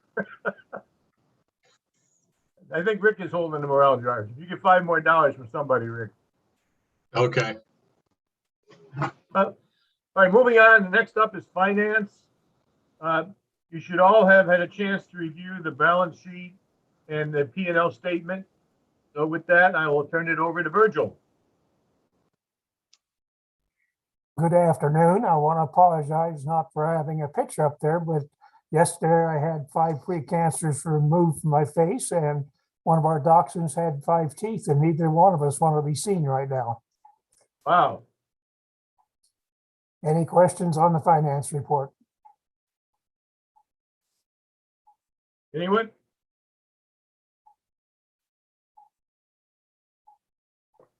Nobody wants to question you, Virgil, ever. I appreciate working with everybody, and I'm very happy to be working with my very competent replacement next year. So hopefully I'll still be able to see everyone once in a while. That's all I have, Commodore. So Virgil, after several years and on the second run at finance office, has done such a fantastic job that we all appreciate. Karen Chapman from Division 10 will take over the duties of finance officer, and Virgil will be mentoring her closely for the next several months. Karen's got a very strong background. Karen, would you like to say a few words? Sure. Those will be hard shoes to fill, but I'll do my best. And as you mentioned, Charlie, I do have a strong background in accounting. So I feel comfortable with the position. I've talked to Virgil. He uses QuickBooks. I'm very familiar with that platform. I use it for my own business. And my husband and I will be traveling to Denver in December to meet up with Virgil, to get a lot of training from him and to acquire records. And talk to you guys in January. Thanks. Thank you, Karen. Next up, Patrick, Secretary Records.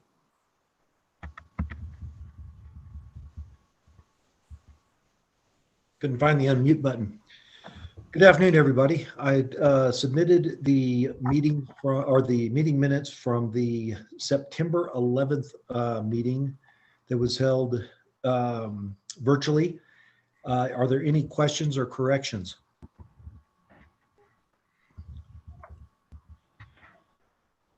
I'd like to ask somebody to motion for approval of those minutes. I make a motion to approve the minutes. I'll second it. Okay, that was Commodore Harshfield and Mike Fiamengo. Correct.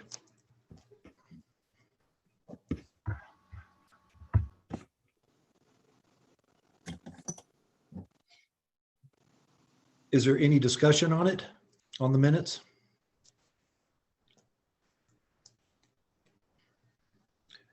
If not, Commodore, could we have a vote on the minutes, please? Sure. All in support of approving the minutes?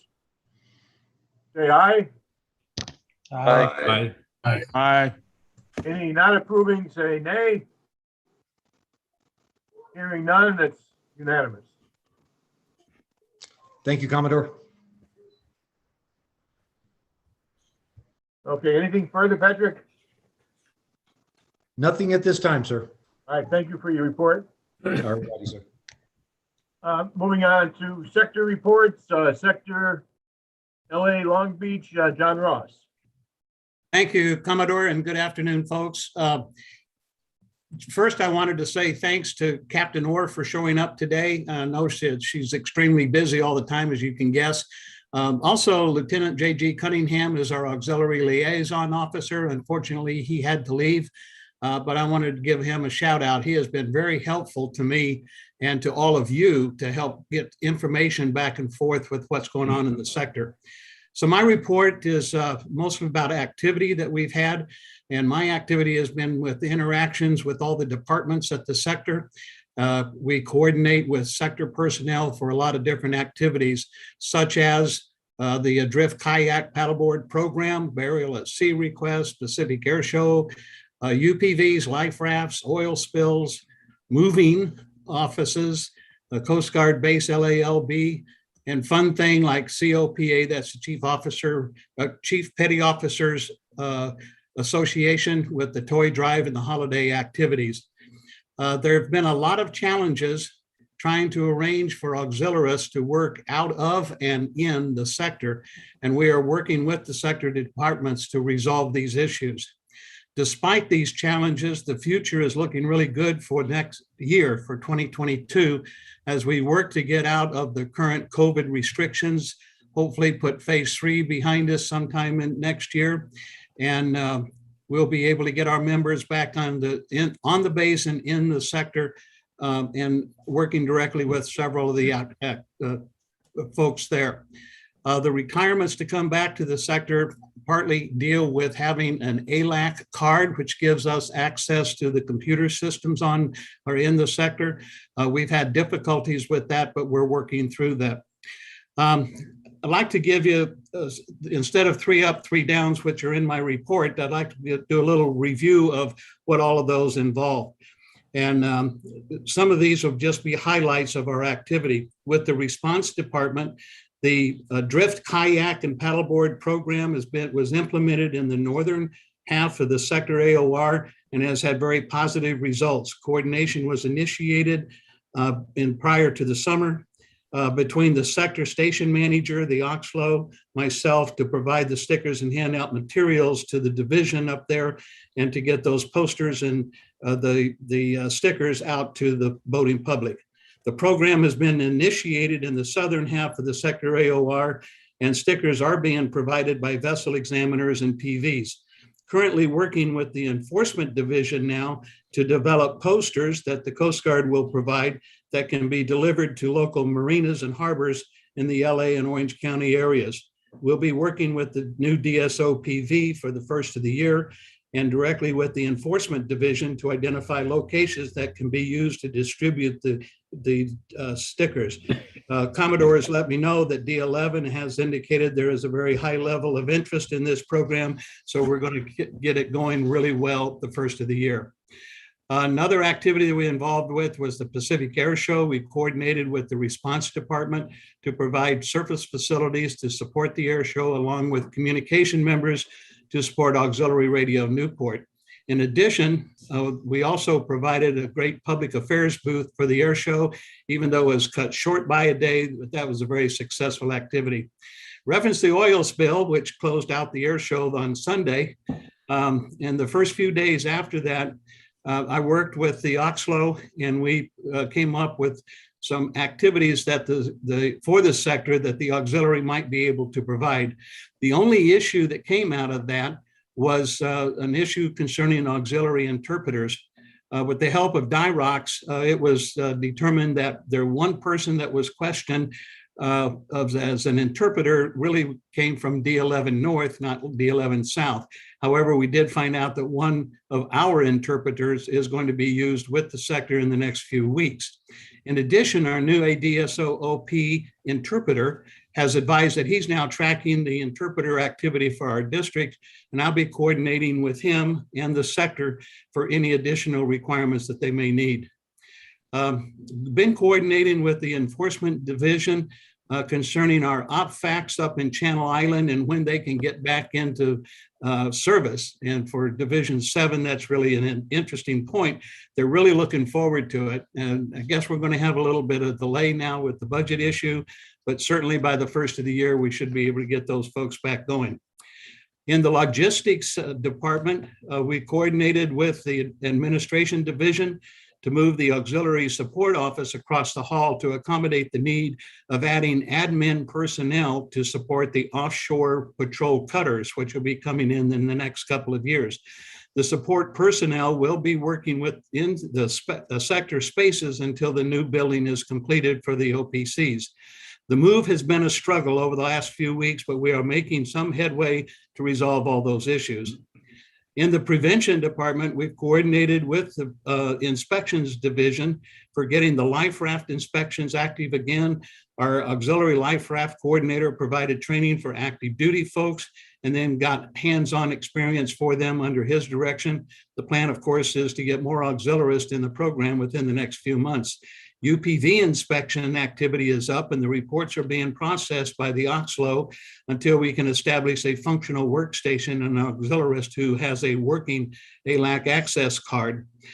One auxiliarist is still providing weekly support for the commercial fishing vessel office, and we're discussing the possibilities of starting up MDA patrols again. Hopefully information will come out by the first of the year. We've coordinated some activity with Base LALB with the Chief Petty Officers Association, as I mentioned earlier, getting the Toys for Us programs. The DIROX admin office and the YN2 will take care of tracking the toys and arrange for pickup with the CPOA. You all should have received information already about that activity from the OTO. We also coordinated with CPOA to have a Division 6 member and his wife to provide Mr. and Mrs. Santa Claus for the active duty Christmas toy delivery and holiday celebration. That Santa has been missing for the last 3 years, and we're really happy that he's back and ready to help bring joy to the kids. We started this just recently, a coordination for burial at sea, which we haven't done since prior to the COVID. And with the announcement today, unfortunately, this one may have to get delayed until after the first of the year. But we are working with both Base LALB and the sector burial at sea coordinators in order to set that up for the auxiliary to do. Some of the auxiliary unit coordinator activity that's been going on. One coordinator coordinated 2 boat training with the Coast Guard cutter Norwal prior to the current surface operation shutdown. Another auxiliary unit coordinator arranged for a picnic for the Coast Guard cutter Red Now crew that was provided by a local unit of the Daughters of the American Revolution and several auxiliary members from Flotilla 66. Other AUCs are working with the small boat stations, all 3 of them, to coordinate additional activities. In closure, on this part, the Captain Orr had said earlier that she welcomes input and questions, and she's serious about that. She and I talk on a regular basis about things that are going on. So feel free to contact me if you have ideas, questions, or information, and I will be able to provide those to her. And she will respond to them. She's very good about that. That takes care of the ASC report. I would like to take a second to talk about the DSO emergency management. We completed training on 18 September for the Incident Management Software System, IMSS. The program is a baseline for possible support to incidents in the local area. 9 auxiliary members completed the training. Unfortunately, the first large incident, the oil spill, that it occurred, did not use the IMSS system at all. That activity was provided by another agency and a private contractor. So we did the training, but we weren't able to get out there and do anything about it. I do attend the monthly DSO emergency management virtual meetings. And some of you may know there was a national database program that started rolling out. It's still coming out, but it's slow. And the pace of activity with that is very slow. We hope to get some improvement to that after the first of the year. So that's my report for today. Are there any questions? Back to you, Commodore. Thank you, John. It's good to see that all the unit coordinators are staying engaged. With that, we'll move on to sector coordinator from San Diego, Marlene.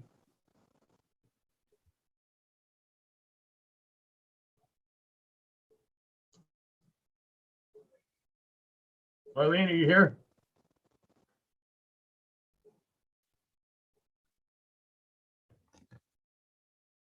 Commodore, she may be driving.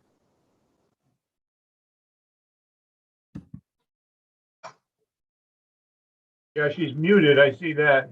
Yeah, she was driving down from LALB. Okay, all right. Maybe we should get back on before we finish. So let's move on to committee reports. First one up is D-Train, and I don't think Commodore Blanchett is on. Are you here with us, Bert? I know Commodore Blanchett's been dealing with some back issues, and that may be the reason he's not with us. So we'll pass on that for this meeting. Move on to the Budget Committee. Anything to share, Rod?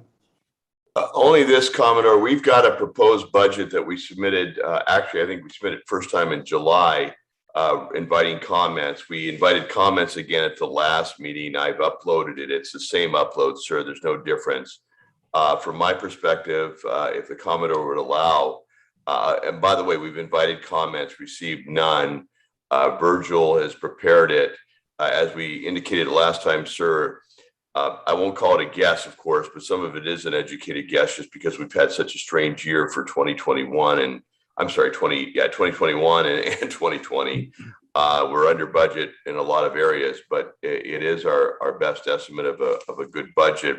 The one concern was initially memorial markers, but I know that after speaking with Mr. Bundick, there's no great change there for the reasons that Mr. Bundick relayed. So, sir, with that, I would submit the budget for approval.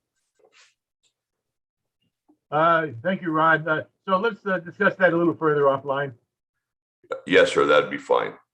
All right. Mike Fiamingo, anything on the audit committee? From the audit committee, just the fact that we filed our report 10 September 2021, and we audited fiscal years 2019 and 2020. The result of the audit is that everything was in good order and accurate, and that there were no audit exceptions. Thank you. Boz, can you give us an update on awards? Certainly, Commodore. I reported last time that our awards for 2020 were completed and those have been distributed. Really, this report is to give you a heads up for us to begin the 2021 award cycle in preparation for D-Train. There's a couple dates that I'd like the division commanders to help pass down and reinforce. And both of these have been passed down already via an email from me and again through the OTO through his activity list. But as you know, our folks need these reminders, so please take this as a takeaway. November 21st, a week away, is the deadline for personal awards. So if there's anybody out there that you'd like to recommend, or any member wants to recommend for another member for a personal award, that application recommendation needs to be completed and submitted to Alan Carver no later than 21st of November. And then the second date is the 21st of December. And that's the deadline for getting all of our time reports in for the year. That's important because Mr. Steve Sherman will be running reports on 12/31 at midnight to capture all those hours for the year, so that can be brought into the fold for the awards committee for review. And that drives about, I'll say, at least half or more of our awards as well, just based on the committee level. So 21 November for personal awards, 21 December for time reports. Thank you very much. Back to you, Commodore. Thank you. Memorial marker, Norm. Yeah, an update on that. We have 50 members who have crossed the bar in 19, 20, and up to about May of this year.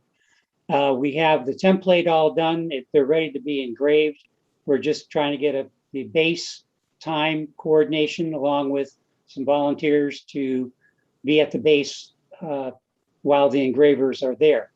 One of the things that Rod talked about was on the budget, a reminder that the names of the members from the flotillas, they will be responsible for a partial payment for the cost.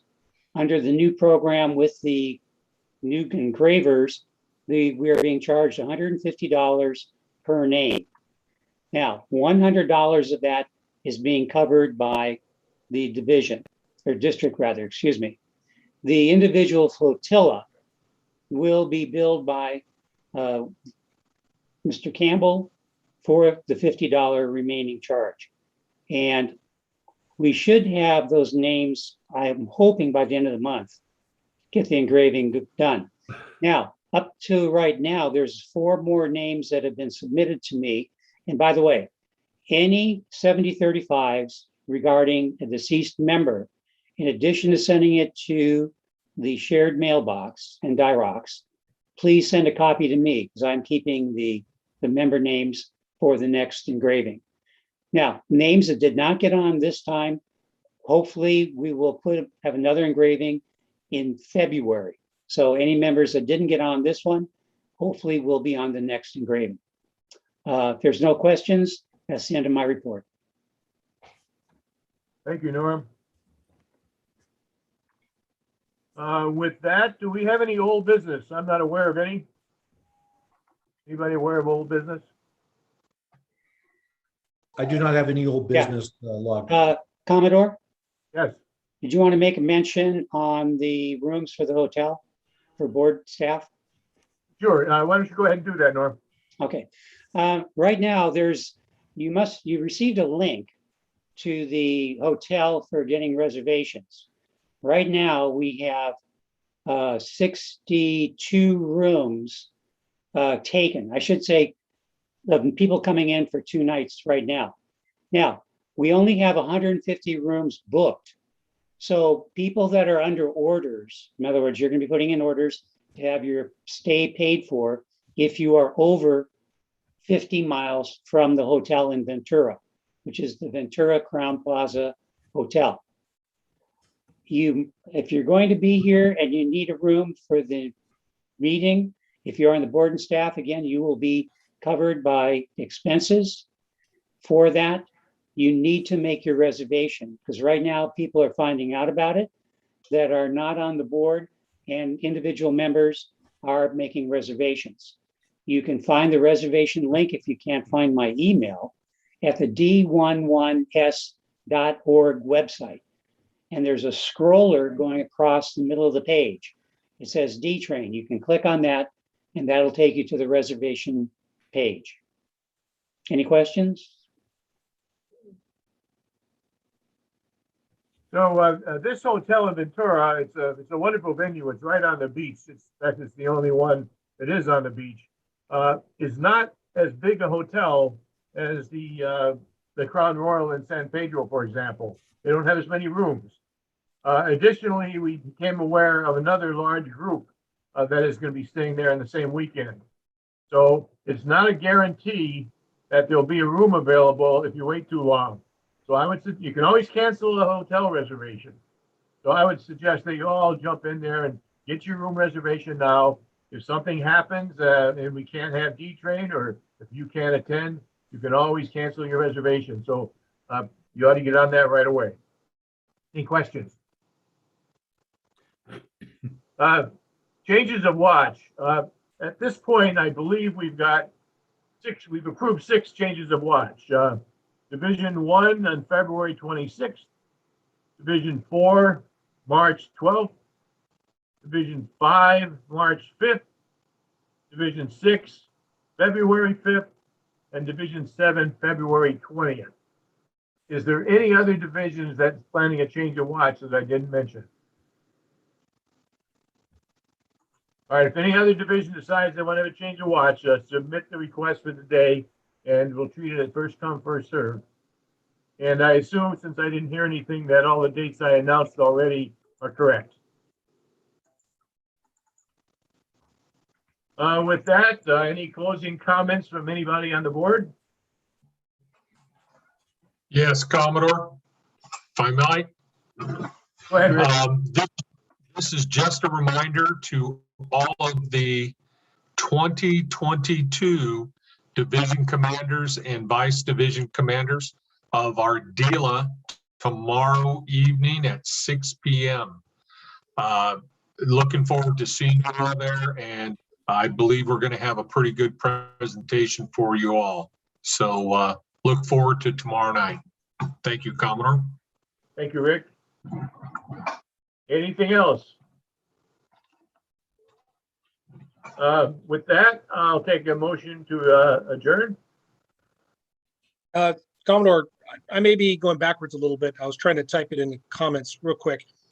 For D-Train, is that going to be a concern with the 50-person limitation? Commander could probably answer that better than I. I answered that in my comments and said that no, BSX has been routing stuff that we should be able to have it.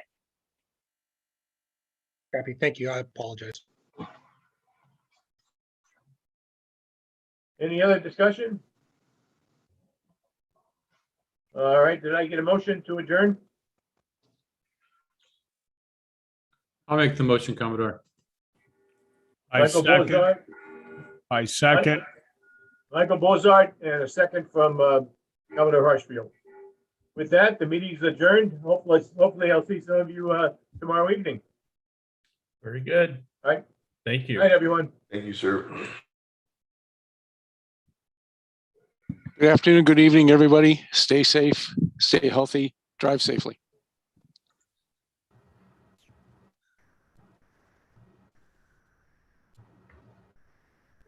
Commodore Geiger, are you still aboard? I'm still here. I've been trying to figure out, is there an N train for January? We are hoping there is one. We're planning for one. Just never know where this COVID could end up at this point.